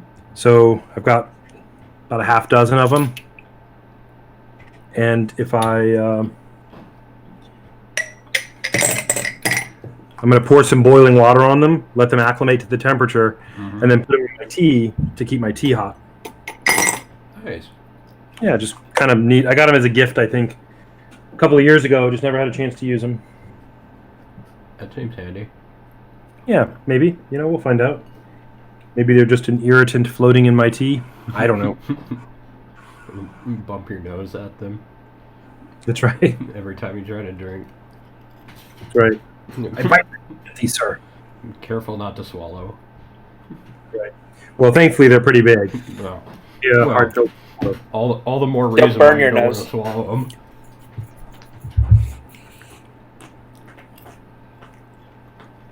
Josh is back.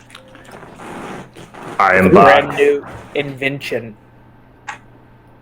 What's your invention? Show us your new invention. It's brand new. Talking to me. What's happening?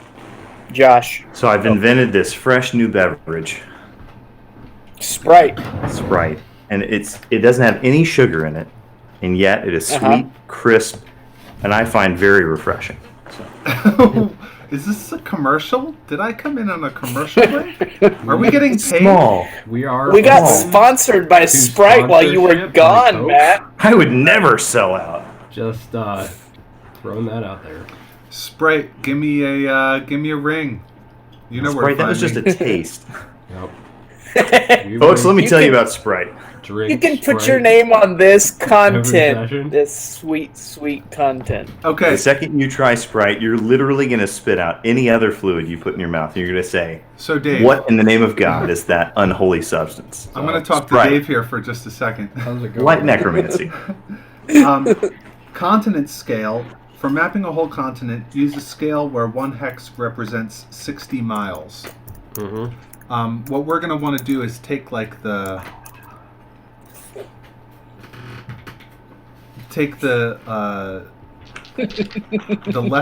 east to west area of Eurasia, and divide it by however many squares that takes up here to find out how many miles one square is.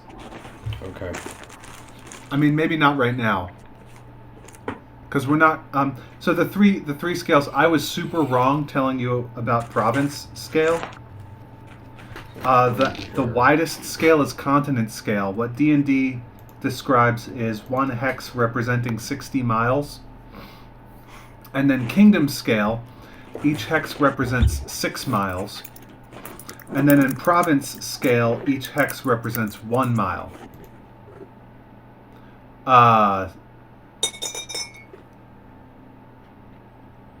Listen, that's just what it says. I don't think they're talking about radius though.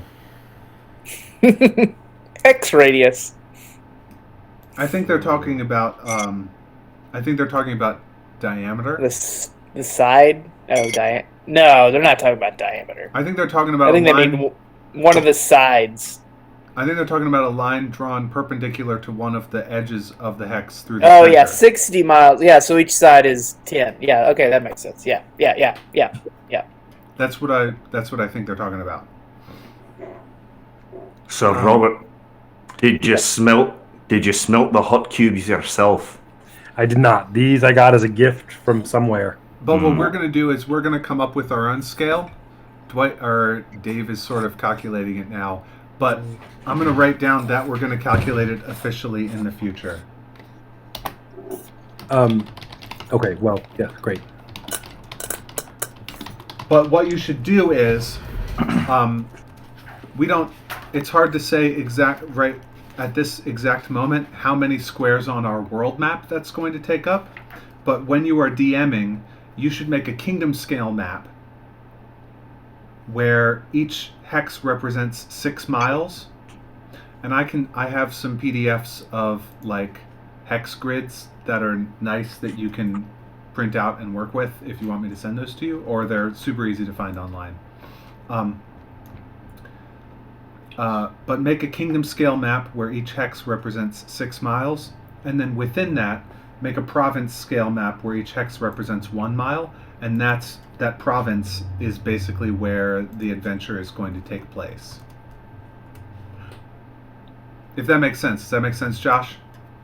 It does, absolutely. And that's the assumption that I've been working under already. Awesome, great. But what I was saying before is that province is sort of yours. But then maybe the kingdom scale map that you're working within, somebody else could work within that, and it should be okay. Yes. Like, you shouldn't make too many assumptions about what's on that kingdom scale map. Leave somebody else something to work with. And then the continent scale map, all of us are in charge of, and that's what these world building sessions are for. I have spoken.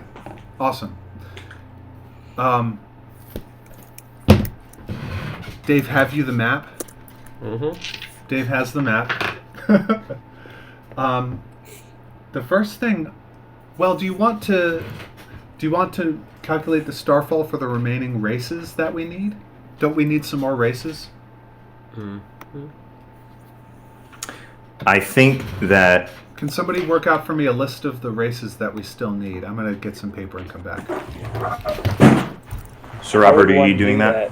I can. I was asking if you were all ready. I've got the wiki in front of me. Oh, so let me... Wiki. So within world history, we probably also need a... Oh, no, I guess that is the races account. Wiki. Wiki. Slim Shady. That reminds me of the cool bean part of Hot Rod. Cool beans. Cool beans. Cool beans. Cool beans! This is a very, very simple wiki. Yeah, so They were not kidding about Slim. what are the races that we need? So far, we've got... Okay, yeah, that's one way of doing it. Okay, we've got Dragonborn, Merfolk, Dwarves, Satyrs, Elves, and Orcs, and Humans accounted for. We still need Halfling. So I suppose Halfling are going to fall sometime... After. I say the Halfling should fall after the Satyrs, but before the Orcs. After Satyr, before sometime in the Elven domain. Yeah. So halflings are lived to be 150-ish. Mm-hmm. Just to say. Mm-hmm. So that makes sense to me. I mean, it doesn't have to, but I get it. And also, halflings are not prone to civilizational advancement. Mm-hmm. They are not. They just kind of want to, live and let die. Keep their affairs I want to make a small and list. tight. So what are the others? One more 007. I have written down Halfling.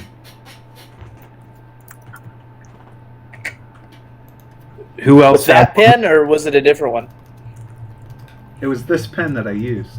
This very one that you see before you. Nice. Matt, are you wanting to know all of the remaining races? Yes, the remaining races that are in the player's handbook. Okay. Tieflings. Okay. Oh, nice. They should fall after humans because they are a offshoot of humans. It makes sense that something fell and Ooh, the tieflings split off. Whatever you I guys think. want. I think. What if they came before? That's fair. That's fair. That's true. That would say a great deal about because the merfolk already have some sort of Can we quasi-human complete look the to them. list? I don't think we need half elves or half orcs if we have elves and orcs. We just have No. So the only thing left is gnomes. Awesome. Yeah. Do you want to, in D&D land, gnomes are the youngest of all races, so that would make sense if we keep them also youngest. It would just make things a lot easier. And we're adding them on here at the last minute, so I don't see any reason not to keep that little twist. All right. So what do we want to roll to determine when halflings appear? We need a number between 114 and 123, so plus minus 9. So, 4 plus minus 3. So I would like to say, give me 1 second. I'm looking at the timeline of world history.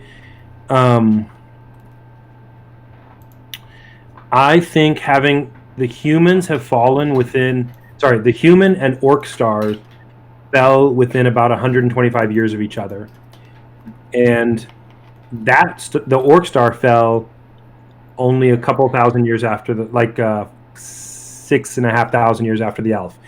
I think if we keep orc, human, put the halflings in the neighborhood of 200 to 500 years before the orcs, and then on the other side of that 150 years for the gnomes. I don't care about tiefling. I mean, I don't. Okay, so in 123, so you wanted 50 years before or 150 years before? Before what? The orcs. Oh, I would say somewhere between 100 to 500 years. Oh, okay. All right. So we'll roll 1d5. a d4 plus 1. I need a number between 0 and 1,000. Okay, I got a D4 plus 1. Hold on. I'll roll some dice since I have a camera and everything ready. You got you ready? Should we try So- and get everybody to get a camera set up where you can see dice? Yeah. Or, at least easily able to do it. You ready? Yep, I need 3 digits. Can I just get someone else to roll for me then? Sure. Or, hold on. We'll think about that later, Dwight. Okay, so 1d4 plus 1 is the hundreds digit. And I got a 3, so 400. And then Okay. let me do a couple of d10s here for the other thing. 453. Okay. And that's All right. 453 years before the orc. And I'm just going to write that as a note in the thing right now. Yeah, write it into the official Chronicle It's already in. timeline. I already saved it. Wait, sorry. Okay, great. Are you doing it in the world history page? Yep. So refresh your page and you should see some changes that I just made. Oh, okay. Let's see. Give me a sec. Are you going to check it out and make an edit? Halfling star. You can type it in. Yeah. Would you actually write 453 in parentheses after it? Or sorry, 453. Okay, I did it off of the nearest millennia. So, That's okay. cool. But just write in parentheses 453 Sure. after the end of. Okay, then I do need to change it. Can somebody do... Okay, hang on. Let's do tieflings next. Do you want to just do the same roll? It's fine with me. Sure. Okay. We're looking at 248 years after the humans come the tieflings. Okay, hang on. 1, 2, 3, 175 plus what was the number? 248. 1, 2, 3, 4, 2, 3.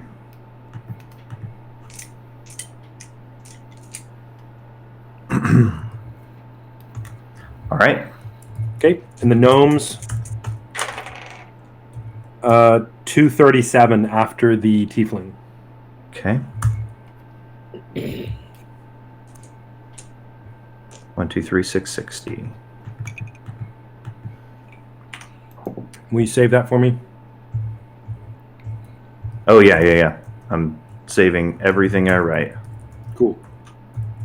No rush. I just was refreshing. I just want to refresh the page and take a look at it. Can we have the year be based on when the elves fell or something, so it's not an enormous number? Really, you would probably want to reckon that by. There are 2 numbers. One is the exact number is not known, and that's the falling of the dwarf star. And then the falling of the satyr star, the elves have most certainly over the course of time discerned, right? Yeah, but as an elf, I don't really care about that. I only care about elves. I actually have. Do you think elves? Yeah, elves would probably do it by their own time. So it would be the 114,517 is the common era. Do you guys want to say that? The falling of the elf star? The elf star as the elvish 0, and also I would Yeah. put the point of interaction between orc and human as the common 0. that the ones that halflings, orcs, humans, tieflings, and gnome use. Yeah, because there is a common language, which is the language that humans speak, and Right. they should have a common timekeeping for which is the Actually, one that you humans know use. what? What And if we elves have been challenge- reclusive. Nobody knows about elves hardly. I mean, I think we're I know thinking about about this from the perspective of people who have grown up in a world with a single common era, right? But I think that the people of Starfall would probably think in terms of like three. They would just think Yeah. in terms of those three Starfalls: the elves, the orcs, and the humans, right? I think that Yeah. mostly they wouldn't know when the Starfall occurred. So, Oh no, it would be elves and orcs, right? so listen, I thought Daniel- we fell with like a complete society, and we're like, bam, here we are. We're doing our thing. Yeah, but those never last. okay, so listen. real Elves are quick. still around. Go So ahead. listen, wait, let me jump in real quickly. We should have a date sometime between 123.058 and 123.175. That is the interactions of orcs and humans, like in any meaningful way, and they have a 0 between them as the common era 0. Right? Yeah, make it like the Council of the Accords. Absolutely. But the elfish 0 should be 220 years after they fell. After the Okay. star fell. So if you want to do that, So then why? we've already said, well, so we've already said that the elves are in charge of the world, right? And so when the orc star and the human stars fall, they're both at a profound disadvantage against the elven kingdom, right? So the elves would have probably subsumed the common era standard from orcs and humans, right? No. There's not. Well, let me say that's not my understanding. Correct me if I've misunderstood something, but there's very little interaction between elves and the other races. They're sort of. Touche. That's right. That's what I Alzheimer's. understood as well. That's right. Yeah. What did you say? You're right. You're right. That was my Elves are understanding as well. Yeah, they Yeah. have an extremely like their diplomatic policy is everything is from afar, right? Yeah, elves are not in political power. Outside of their own kingdom. Well, in their own kingdom, they're still not in political power. They're just the elves. Right. They're But not one of having the things that power we've said over is that another race. they've been able to maintain their borders extremely well. So they have their own civilization. They have their Chinese New Year, effectively. You know, they have their whole like thing going, right? And then the other races mingle. So the orcs, humans, halflings, tiefling, and gnome mingle. Yeah. With the orc and human being dominant among them. Those two Right. particular races. Yeah. It's just me making stuff up, right? And Yeah. so they have a common sort of 0 between them. And the halflings are like, cool, man, that can be the 0. And the tieflings are like, cool, whatever. And the gnomes go, what do I care? I want to invent stuff. Mm-hmm. That's the state of the world that I'm in. Exactly. The province that I'm in. So let it be established what that 0 is. It's a very sketchy estimate, but miles from end to end. I think it has to be, that 0 has to be after the human star falls, so obviously. So I had that wrong before. After both the human and the Orc. Right. So do you want to just call the falling of the human star the common era? And we can just make Yeah. this entire Sure. Yeah, we can do that. Why don't we make it the tieflings? So, one thing that I had originally posited, and I find that I'm having to continually mention to try and maintain it against the force of other people's ideas. So maybe we should just abandon it because I'm not in charge. But my idea was that the Starfall would be the beginning of each race's mythical golden age, during which they really were what they feel like they ought to be, but it's been lost. So history and timekeeping and such sorts of things from their actual Starfall would be mostly missing. And Then we should legends. utterly abandon all the numbers that we've rolled and move to Well, those numbers are for us to know, and we would, starting from there, calculate how these races migrated and where their secondary cities were and where their borders were after it. But the way you guys are thinking of it is very different from how I was thinking of it. Where you're thinking of is the Starfalls, they build a city, that's their empire, their borders are centered around that, they all know when it fell. They're right. So that's fine if we want to do it that way, because that's what everybody seems to be assuming. But that's not how I was imagining it. I was imagining that after we calculate when these starfalls are, there's another phase where we move them around. That's cool. That works. I just didn't get it. Fine. That's fair. So, Matt, Yes. I guess part of the reason I was drifting from your vision of that, maybe you can just tell me something about this, was when the star falls, I don't have a process to understand where the buildings come from. Say, for example, the star falls, let's say, hits the ground, leaves a small crater, and what? There's a palace and some smaller... No, there are in place? some fully formed, very knowledgeable, godlike elves emerge. Okay, this is what I was thinking. I was thinking we've got the Nephilim, the men of renown, the great men of old. That's what's happening, right? My idea was that Literally. a handful, up to 12, fully formed members of that race who are extremely wise and powerful emerge and begin building and begin making machines and hire servants from among the other races and create their ideal civilization according to their ethics and their culture they start making art and they start having families and they grow in number hugely, but then something happens and it all falls apart. Okay, and that's that all sounds lost. great. Tell me your ballpark time frame from the time when the first dwarves, the sort of dwarven fell, right? And they had some kind of meaningful civilization, first city. 2d10 generations of that race. Okay, great. So now, until they had their first meaningful city.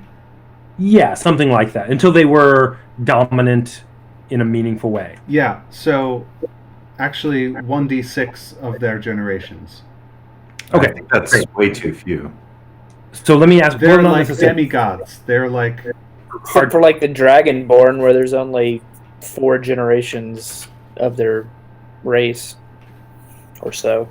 No, there's 4 lifespans of their race, but the generations can be like 30 years, or they can have children. Yeah.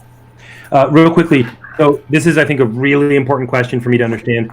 If we have the fall of the gnome star at whatever year we have, what's the year of the first campaign relative to the gnome star falling? What I'm hoping to get to from this session is what is the date of the first campaign. So what I'm imagining is we calculate when all the races' stars fall. We calculate how long it takes them to build that first city, how long each of their first cities survive, where and how the secondary cities get planted, how long each of them survive, where their borders are, where the migrations happen, and then once we've done all that and that's all in place, that date is the very earliest candidate for when these campaigns can happen. That makes sense. That was my thinking. That makes sense. I was thinking of it the other way, that we would establish some of those things and then figure out when this campaign was, like 100 years after, 1,000 years after, and then just figure out where we were in the development. I'm happy for your way. I didn't think of it. Yeah. Whatever. What do you think, Cool. Josh? Yeah. So I need just a couple of dates. I need a kind of a range of time during which there were the great wars of men and orcs. And then I need a time of the Elven Alliance, the time when the elves finally intervened to some degree and basically acted like NATO for like 2 generations and then pulled out. So since the time of the Elven Alliance, it needs to have been at least 300 years. And the Elven Alliance needs to come after the Great Wars. So if the human star falls in 175, how long after the human star fell did it take for humans and I would orcs say- to build up a population that began to go to war significantly. I would say that the first human civilization and the first orcish civilization probably did not go to war. But some Not the civilization first that one, was, but at some point. some civilization that was already established conquered those first ones, and they were scattered. And they The built only one secondary that was cities. alive was elves at that point, right? So we've got elves, and then Mhm. orcs show up, and then humans show up 120 something years later. And then, so the question is, orcs have a 120-year head start. So, I mean, if we've constructed a history where my vision is not possible, then that's also fine. Like maybe we've just built it so that these elves are hiding themselves away. The orcs and the humans fall. They build their first cities, but there's nothing to conquer them. There's no reason that those first cities would fall except for each other. So they just build and build until they meet each other and start fighting.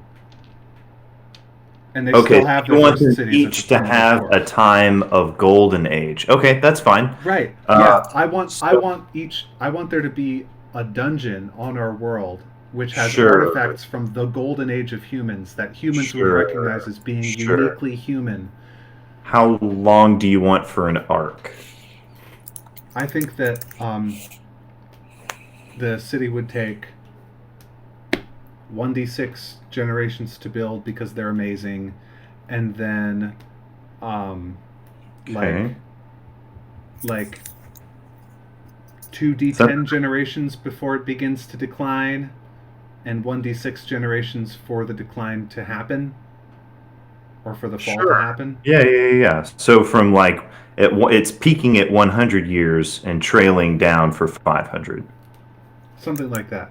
Or Rough. existing as itself for 500 years and then suddenly falling to the other. Yeah.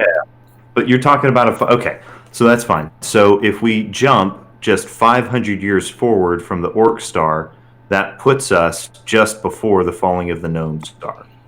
So we will have had time for all of those things to happen if we say that the gnome that sometime after the Gnome star fell, or maybe the gnomes fell into a world at war between orcs and men. Yeah. Which one do you want?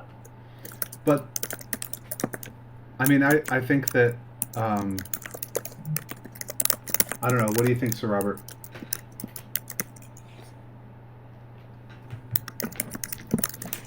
Sorry, I was half listening. Ask me again.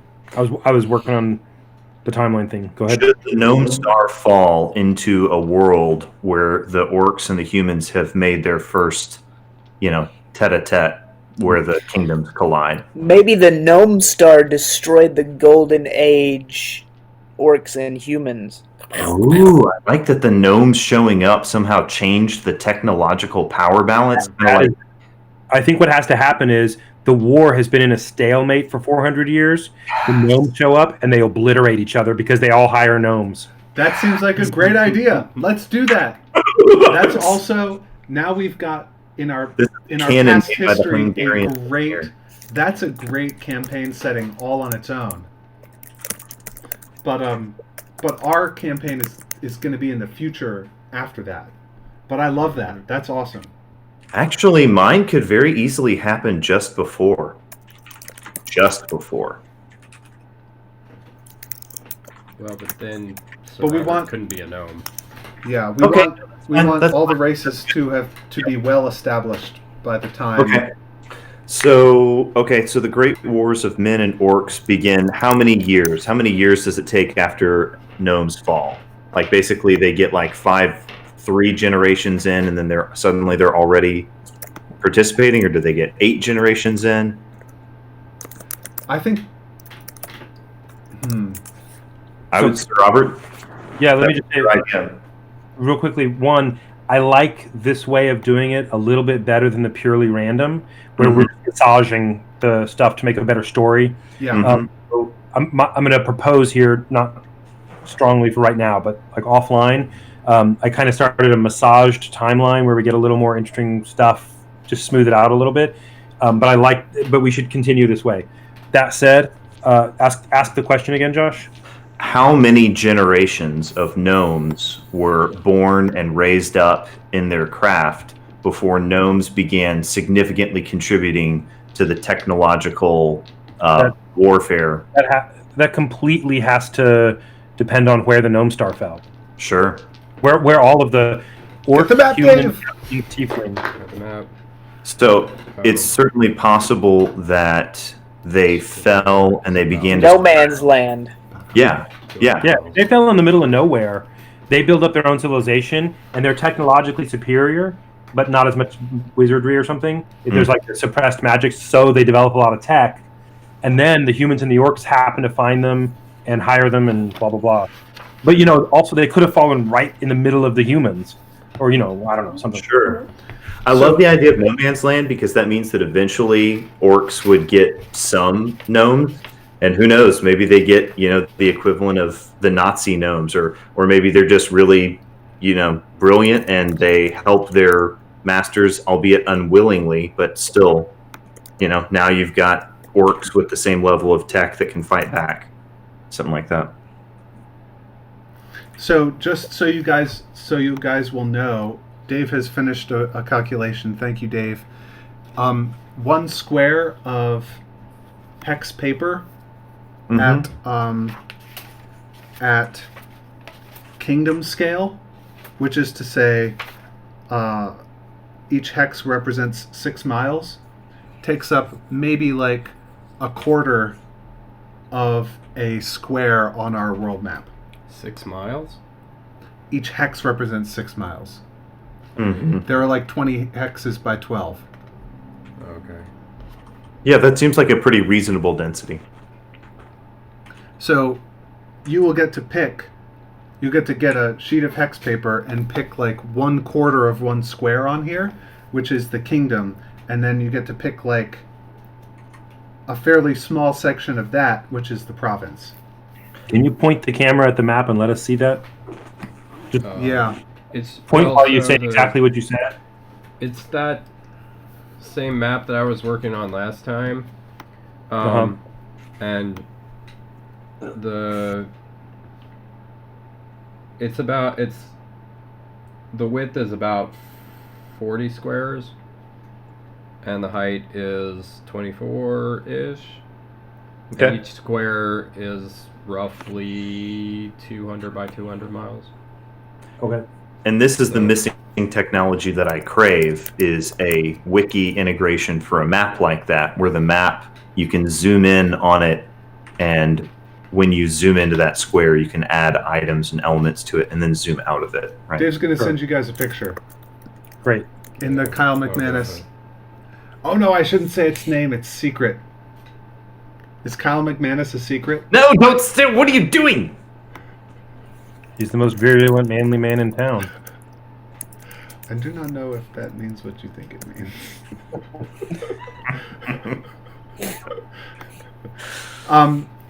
He's the most wildly virile and virulent man in the world. So let's I don't have coronavirus. we have to figure out where the halfling star fell. So Dave's going to send this picture. Should have gone through. I hope. Hey, there it is. And my phone just went off.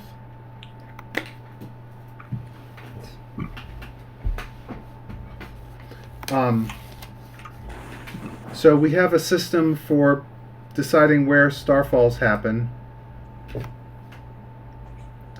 And it was going to be, it's what, 2 d6s for the north to south axis and a d20 for the east to west?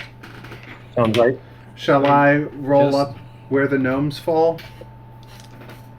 But like, we'll move So those based if on- we want them to be Based on what you closer guys or were whatever. saying, Sure. Yes, you should do that. if there's going to be a human orc war and the gnome Starfall interrupts it, I'm thinking it needs to be somewhere between that forest where the elves were and the intercontinental mountain range in the middle there.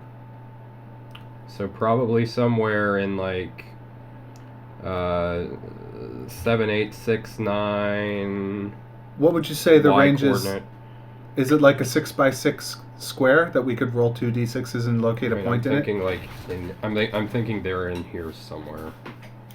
So. 1, 2, But 3, we 4, also 5, 6. talked about them being able to move Yeah. from where they fell. Right.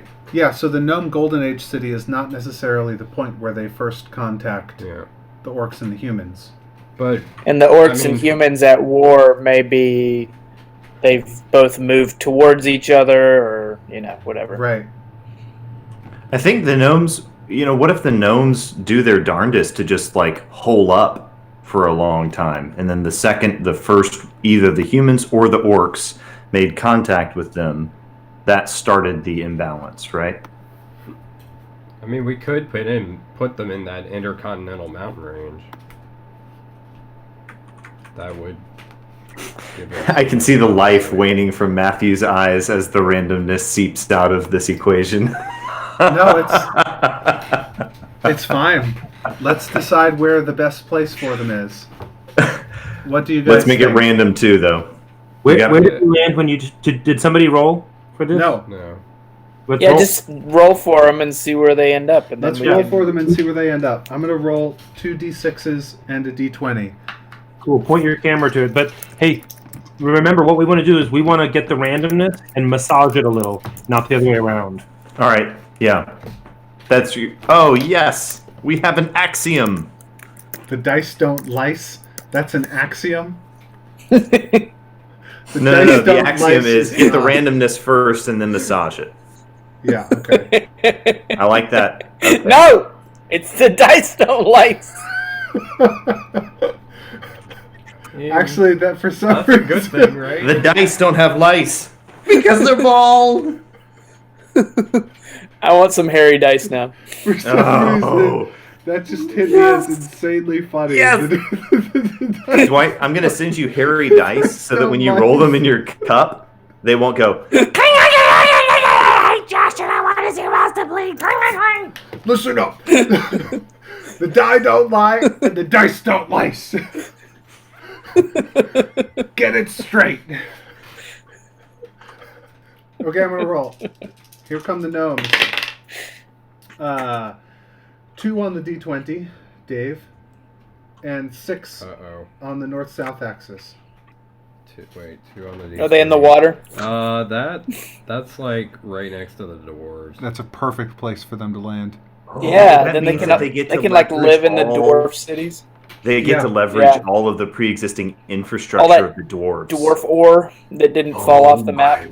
Wait, sorry, real quickly. That's important because the dwarves are previously famous for automata of various kinds, but the gnomes have to avoid the bottomless pit. The gnomes have And to they avoid the get to- bottomless pit. The gnomes get to basically inherit. Do you know, like within 2 generations, I'll bet you gnomes would have fully cracked dwarven engineering. I like it better actually if the gnomes have their own way of thinking and they have a different style of engineering, Oh yeah, but they can't quite grok all of the dwarf stuff, some of the deep dwarf magic stuff. Yeah. What they do is they build machines around some of the dwarven automata, Yes. act as a core, a sort of engine they don't understand. hmm And it gives it like life effectively. Yeah, think that's and great. so There are the so gnomes many- basically start off at the equivalent of the atomic age. Sorry, Matt. Somebody should write that down or we'll forget it. They're also sitting... I'm writing things. Okay. Thank you. I'm writing things on a different page. Don't worry. Okay. Good. Yeah, if you can keep those notes, that'd be great. What's up, Dave? Oh, nothing. Okay. Do we want to roll for the tieflings? Well, real quick, we need to roll for. We already rolled for the tieflings. We need to know how We need to know long where. after the gnome star fell. We need to roll for where the tieflings show up. Oh, where? Okay. After that, I need 2 dates. Well, I need a date. I guess I can just make that one up.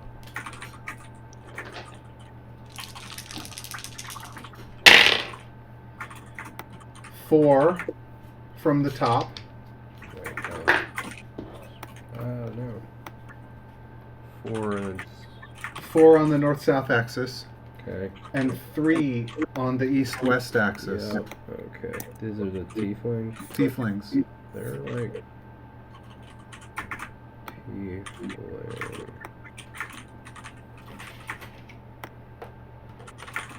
So there's a 4.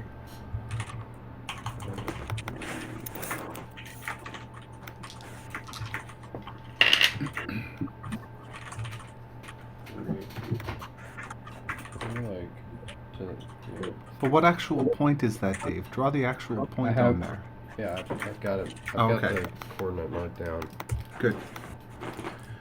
So they're like south of where the gnomes show up. Yeah. Southeast of the dwarven ruins pit. A little southwest of the. Far southeast. There's a lot going on in this area. Yeah, the western. That's what you wanted, right? No, we didn't actually. I wanted it to be evenly wanted the distributed between the east and the west, so it's just a D20 that says how far east or west it is. And it hasn't turned out to have been that. It's turned out to be that most of the races are landing to the west. That's what random is. Put the You gotta get a lot Random more is. races if you want. It clusters. Put the team northeast or straight north of the merfolk. Humans are straight north of the merfolk. Then south. Somewhere. Pick a direction, any Put the direction. tieflings Actually, somewhere. tiefling makes sense because tieflings are a human derivative. So Yes. it makes sense for them to be near the humans. Yes. Well, then, in that case, do you want to say that maybe we keep their north-south position, but we pretend that the D20 didn't roll a 3, and we say that we're going to roll a 17 or D10 18. instead and count from the east to see how Sure. far. Yep, there goes the map. You know what number okay, it's going to cross it roll? out. Scratch it out. It's going to roll. It's going to roll an 18, and it's going to come That's all the right. way back. Just watch, Matt. You're about to roll an 18. It's a D10. All right, Oh. Dave. I'm going to tell you. So D20 minus 3 is 17. So this is at 17 on the. There, that's in the water. But you can do it. Wait, why are we? Who are we moving? The tiefling. Oh, Tieflings. so that they'll be They're like- far nearer the humans. Yeah, because they're a human derivative Gotcha. in D&D lore. They could fall on an island out at sea. Yeah, we can always put an island where they land. Yeah, But they dude, seem the to be near tieflings shore. should have their own I island, mean, it's kind of. and it's shrouded in mystery. It's on the seashore. enough. Is there another location to decide? What about the halfling? Where the halflings Yeah, land? the halflings are older than the orcs, but we don't have a place for them yet. All right, ready for me to roll up a place for the halflings? Yup. Do it. What about like evil races like goblins and trolls? Yeah, I was wondering about that myself. Drop Yeah. a few giants. We'll pepper them in. Okay. It is 12 on the north-south Yeah. and 4. That's not. No. What does this represent? This is a landmass. This is like mountains. This is where the Dragonborn landed. Okay. Re-roll the 4. Oh man, this really, Why? really needs to be. because they landed in the ocean. Do a 1d10 again. Just start this one from the east. Yeah. Some of them are starting from the Yeah, west, the- some of them are starting from the east. Just re-roll the d20.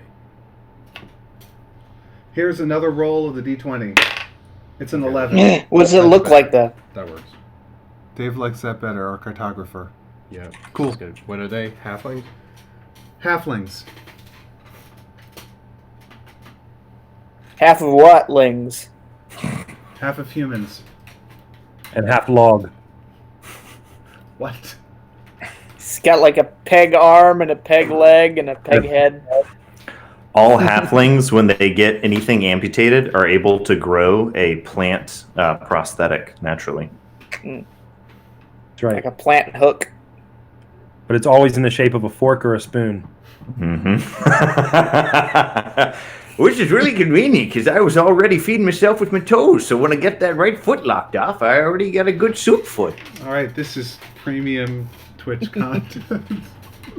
I can't get That's why I enough. opened up Soup Foot Soup Kitchen. I can't get enough of soup. Get half Foot. off on all your entrees Soup if you Foot can is that trained toes. prospector. This I will character's not great. eat at Soupfoot Kitchen. Soup You Foot will. Kitchen, where the dice is lice. The dice don't lice! Don't be silly. I got a nice big bucket of water out front. Everybody gets to wash their feet off, and then Okay, all right. You want to show up early because. Get back on track, team. don't come after the orcs. All right. Whew. Pepper I think Farmer members. I would love to do Starfalls for monsters as well, but I think for monsters we can like draw the Starfall and then put a radius and then roll like a 2d4 for their radius of squares, and we just draw a circle and we make a monster map that's like a separate map from the human map. Like, where are there goblins? Let's We do roll. giants. Where What if are it there was just giants? a probability? So, like, goblins could be anywhere, but Right. super low probability. Yeah, super low probability. If those are non-core races, we could say that everybody else, they happened sometime in the past. It's a mystery. They didn't have the same arc. They didn't have a sense of history, so the date was lost. They're just around. Yeah, you know? monsters don't. They're not yeah, civilized. they're not civilized. Yeah, and it's fine. And if we need a Starfall for some monsters, then we can put one in the past. And that leaves a lot of room for players to do, for new DMs to do what D&D Next has done, which is to say, release Xanthar's guide, release Volo's guide. You know, these are all people that have a particular voice about the state of the world at a particular time and region and stuff like that. Okay, So. Josh, you said you needed some dates. So I've already got one date, which is the date of the campaign, which is 124421. That is the earliest. Is that? So all of the races have all the races. That's about had time? 800 years after the gnomes.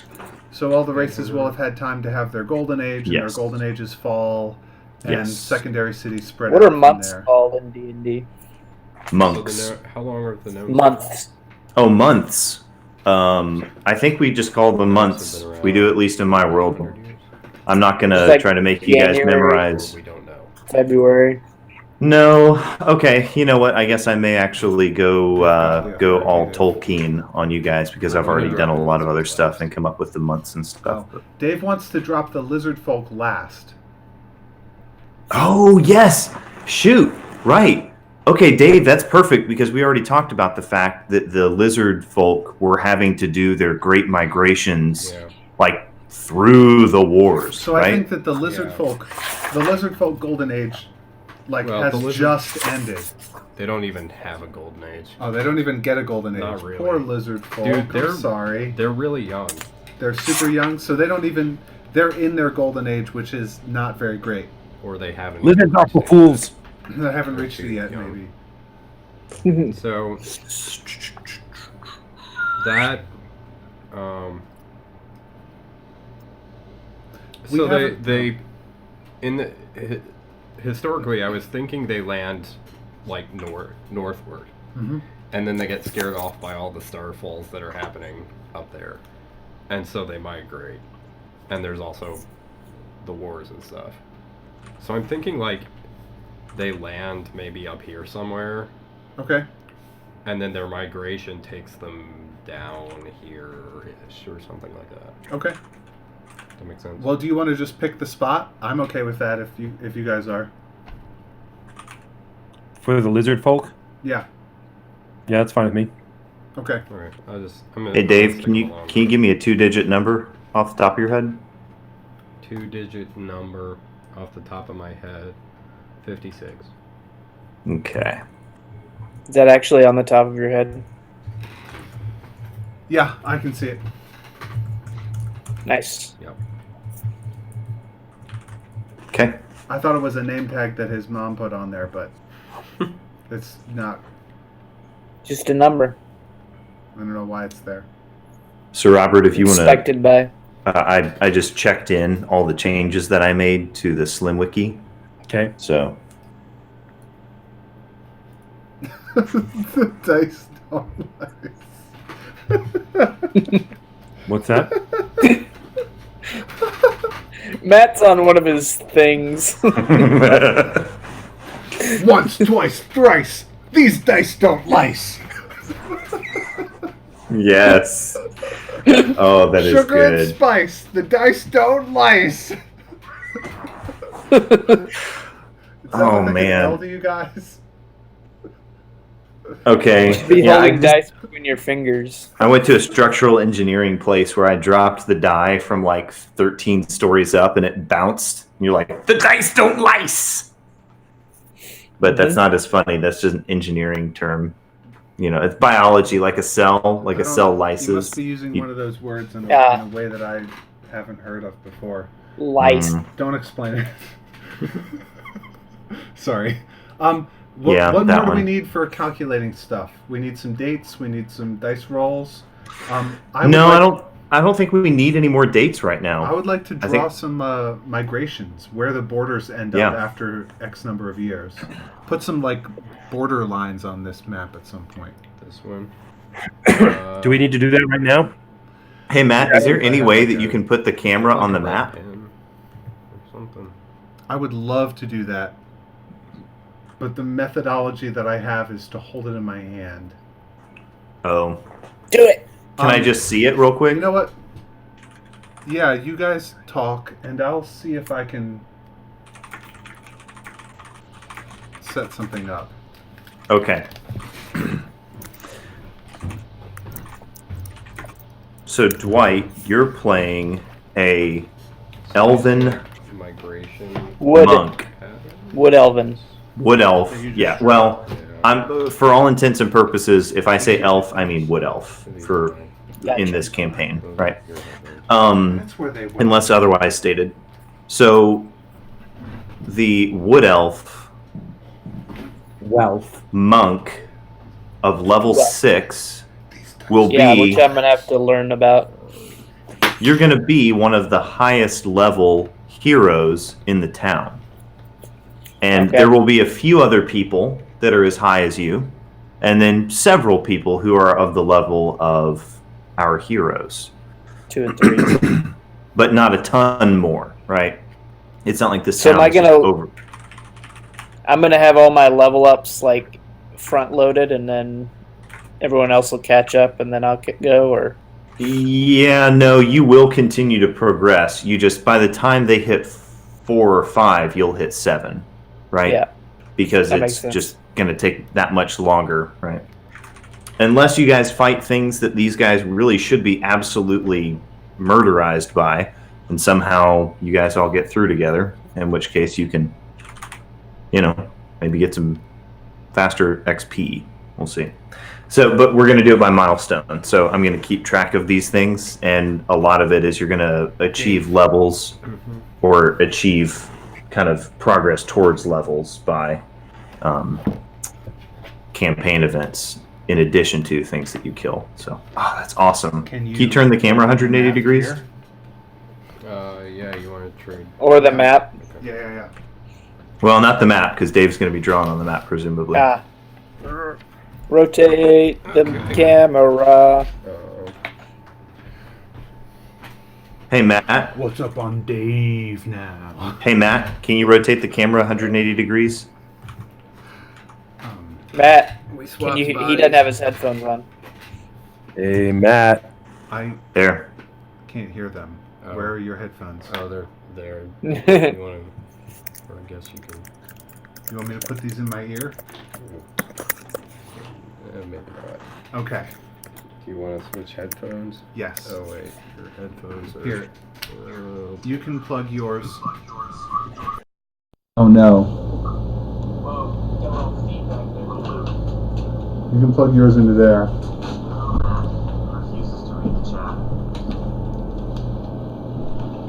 and I will plug mine into yours. Oh no, here. Oh, I just unplugged the wrong thing, and the mic turned off. I think I just broke everything. Now? Or did we break everything? Hello? Hello? Hey guys. Can you hear us at all? Can you hear us at all? Hello? Bro. Hey.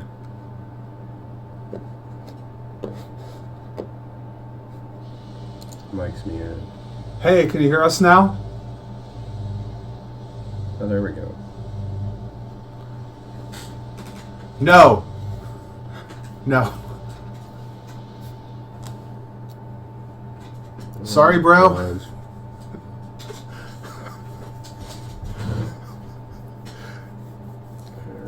I mean, yes, I can.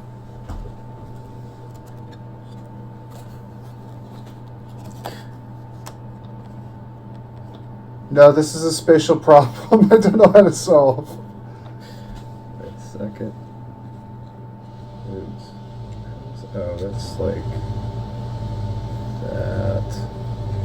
Oh, yeah, there we go. Here. Here. Yeah, there we go. And then there we go.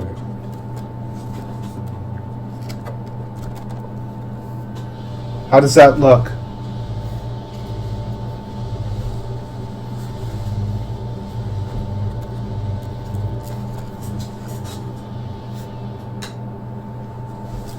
Okay. Oof.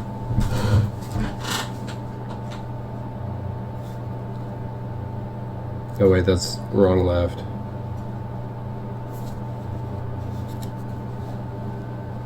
This.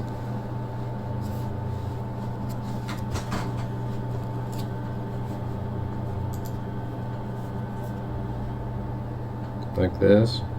Is that good? Okay. Great.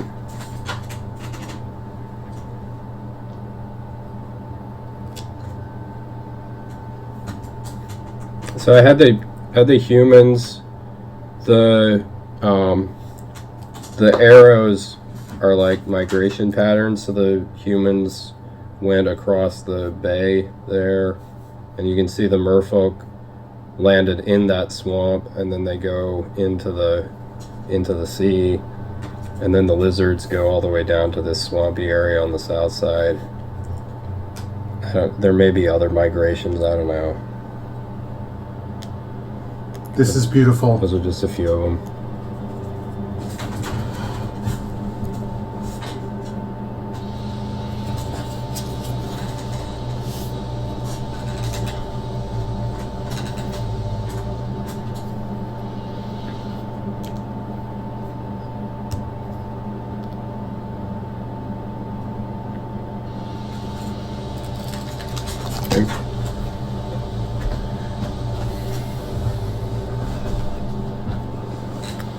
That, yeah, it's the dead corpse of a giant flying squirrel.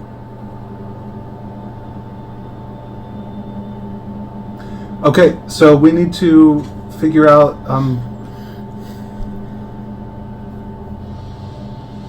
where the humans and orcs expand and where the battle line of their war is.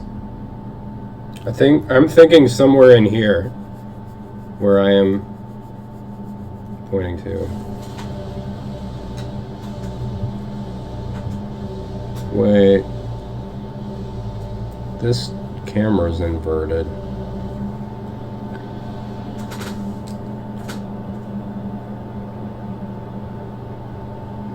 Is this upside down? No, not to them. Oh, okay. It looks backwards on. Okay, cool. Yeah, so like somewhere in here would be the human orc point of conflict. Somewhere in this area. Shall Okay. Dave draw that line? Um.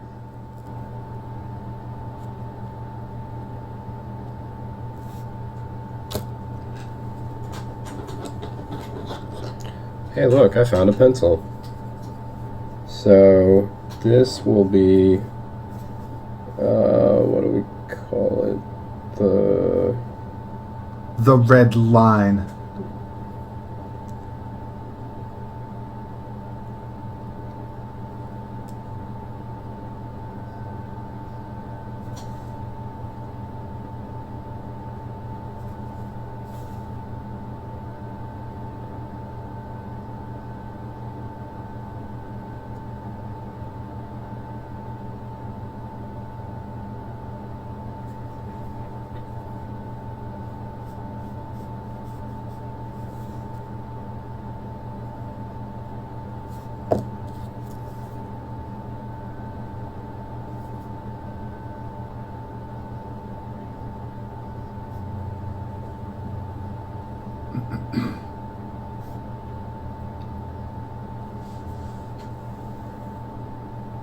That movie has a good opening credit sequence. It's pretty clever.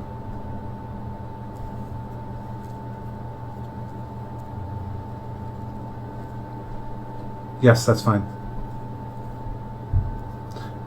Can we, I'm gonna connect this swamp, just cause they're too close not to be touching. what are too close not to be touching? All the forest in the swamp down here. You mean the forest and the swamp that were like 200 miles apart? Yeah. They just... It'll be fine.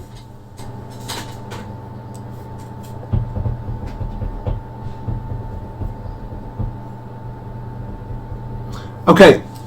Can we do something? I would like to have some gods Starfall in.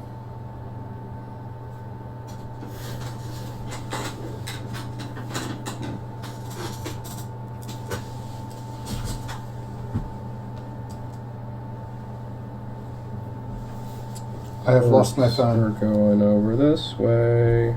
There we go. And down here. That's Dave's And phone. down here. The orcs just kind of go everywhere.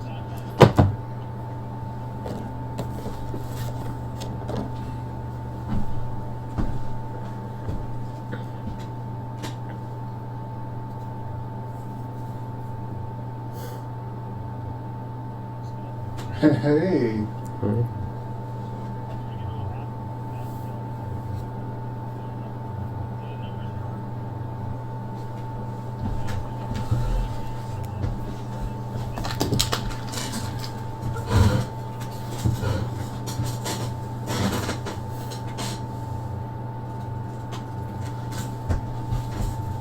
This is excellent, Sir Robert.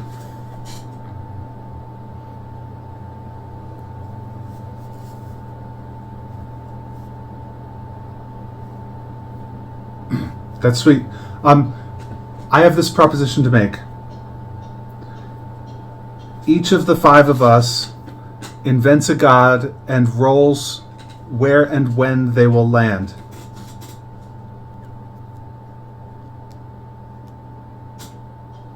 I will...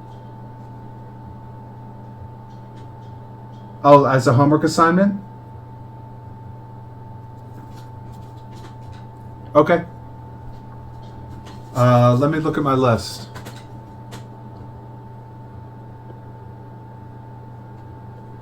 Another thing, can each of the five of us invent a faction that you would like to persist across adventures?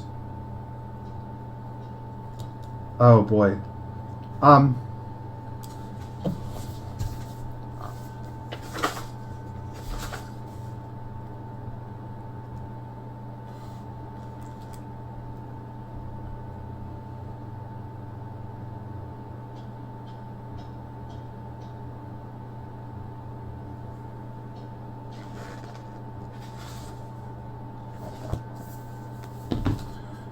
Okay.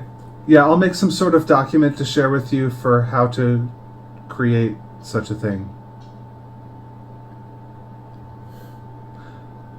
But also, we could very well just use the ones that come with D&D 5th edition's stock.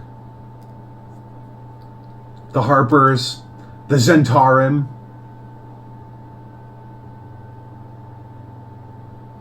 There is such a thing as factions in D&D, and they are organizations that span cities and empires. Sometimes they're secret, sometimes they're public, but they tend to... They're like the Masons.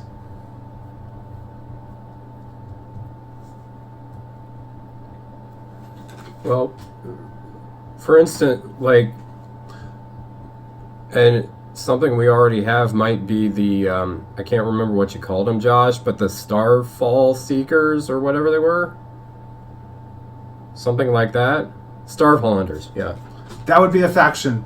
So think of some... Like in Skyrim, how you can talk to somebody and they'll give you a mission and you'll advance in rank and you'll get more responsibilities and you'll get access to better stuff and all that.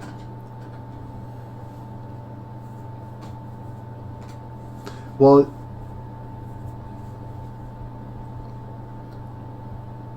you can make that up as yours.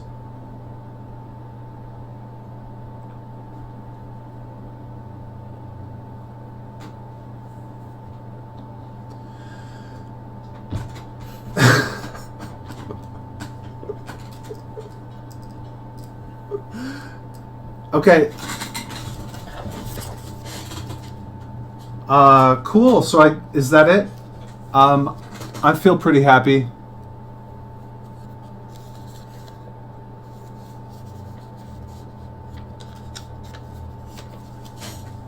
So do we have a date for the adventure and a basic milieu where Josh can start writing his maps and placing his stuff?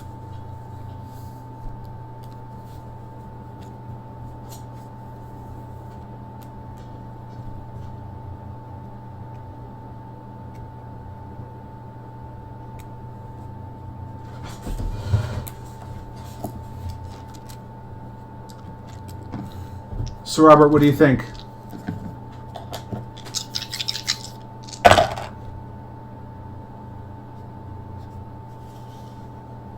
No, I'm asking whether you think that we have enough world map and history material for Josh to start really building his adventure and politics and stuff.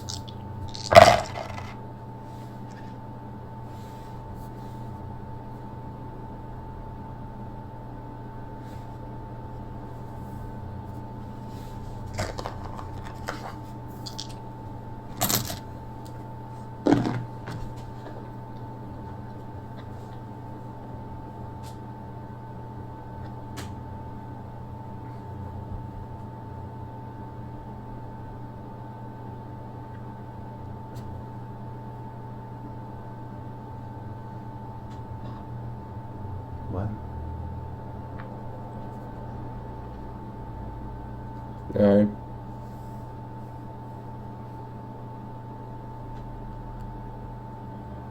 One axis is 1 through 12 and one... Okay.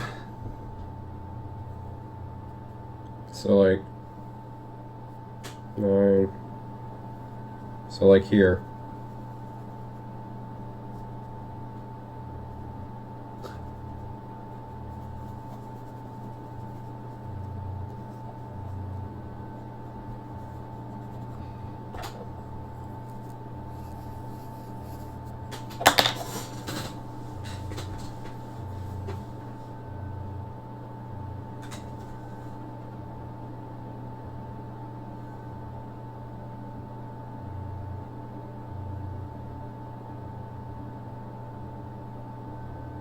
Um,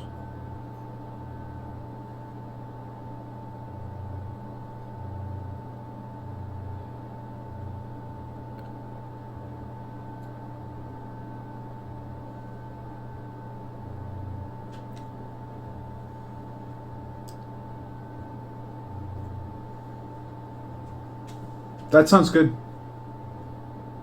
when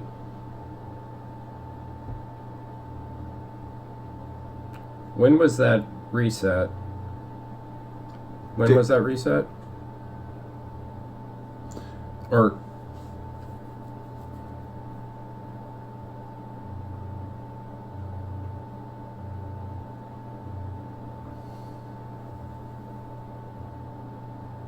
Can we put actual dates on the timeline for that?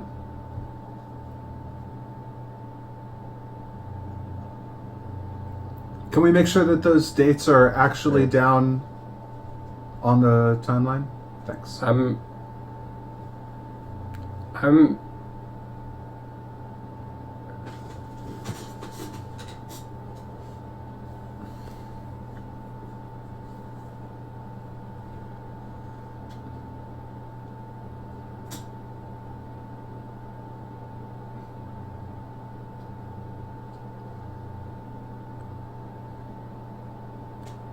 I like that. So I see I'm thinking maybe the lizards had their migration about the time of the gnome intervention. They were probably connected in some way, like the cataclysm of gnomic intervention spilled over into lizard land along with Starfall mess, and they were just like, yeah, we're out of here. So they're probably the lizards are probably 500 years old compared to the gnomes 800 years old or something like that.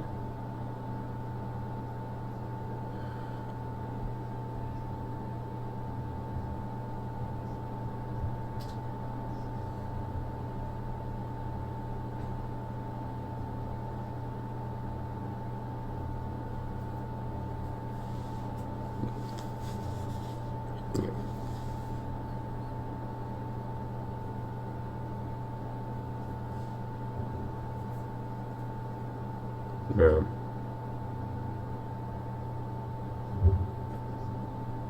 Yeah. A lot of lizards died along the way. They got a lot smaller. Can we write this event down in the history?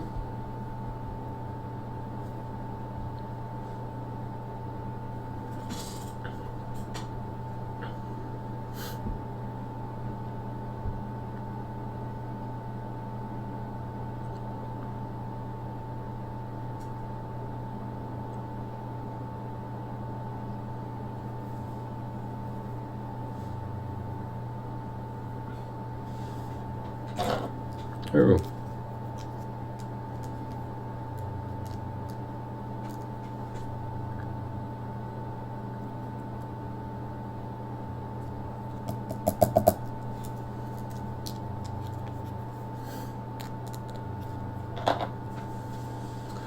All right, so does Josh have enough to start building?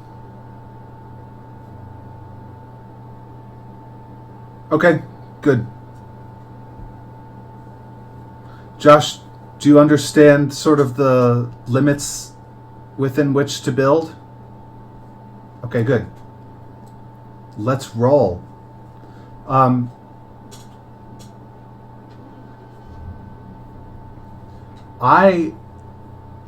I'm willing to start playing next week.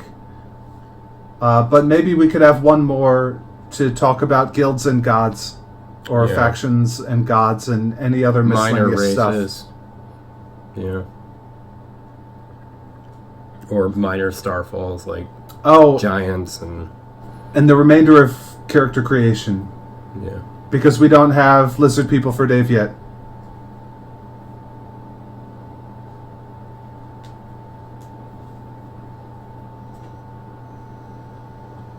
Yep. So Josh, if we don't have this D&D extra content thing sorted out by 7:30 on Monday, the stream will be us waiting for you to do it.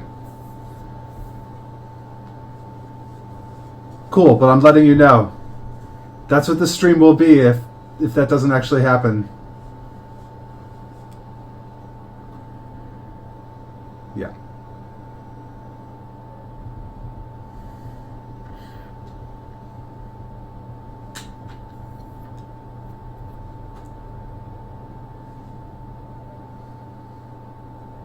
there's no need to. But I would like Dave to be able to create his lizard people.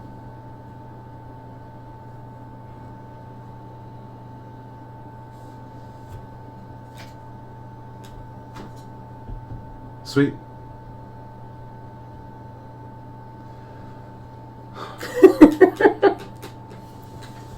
What's the outro end of episode ritual? No. Josh, do you have any erotic poetry to read? Like last time? Is that going to be our tradition? Wait, I can read some poetry. Oh dear. Should I read some poetry? Here.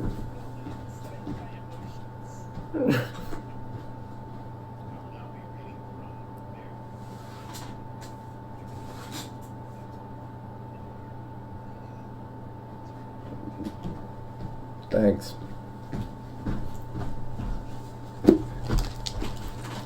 If you let me make up rituals and don't put a check on me, I'm just going to read poetry. So tell me what you want.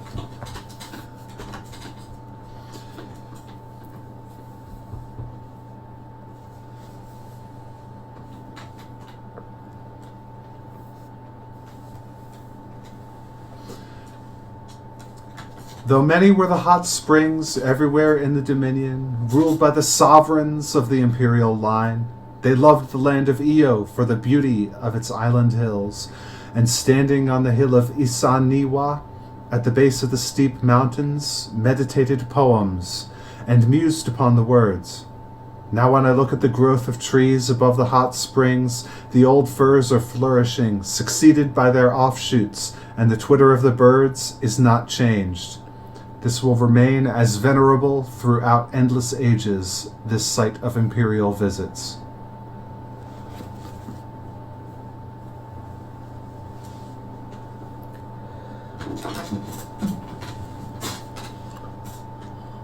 Okay, that's all. Good night. Good night.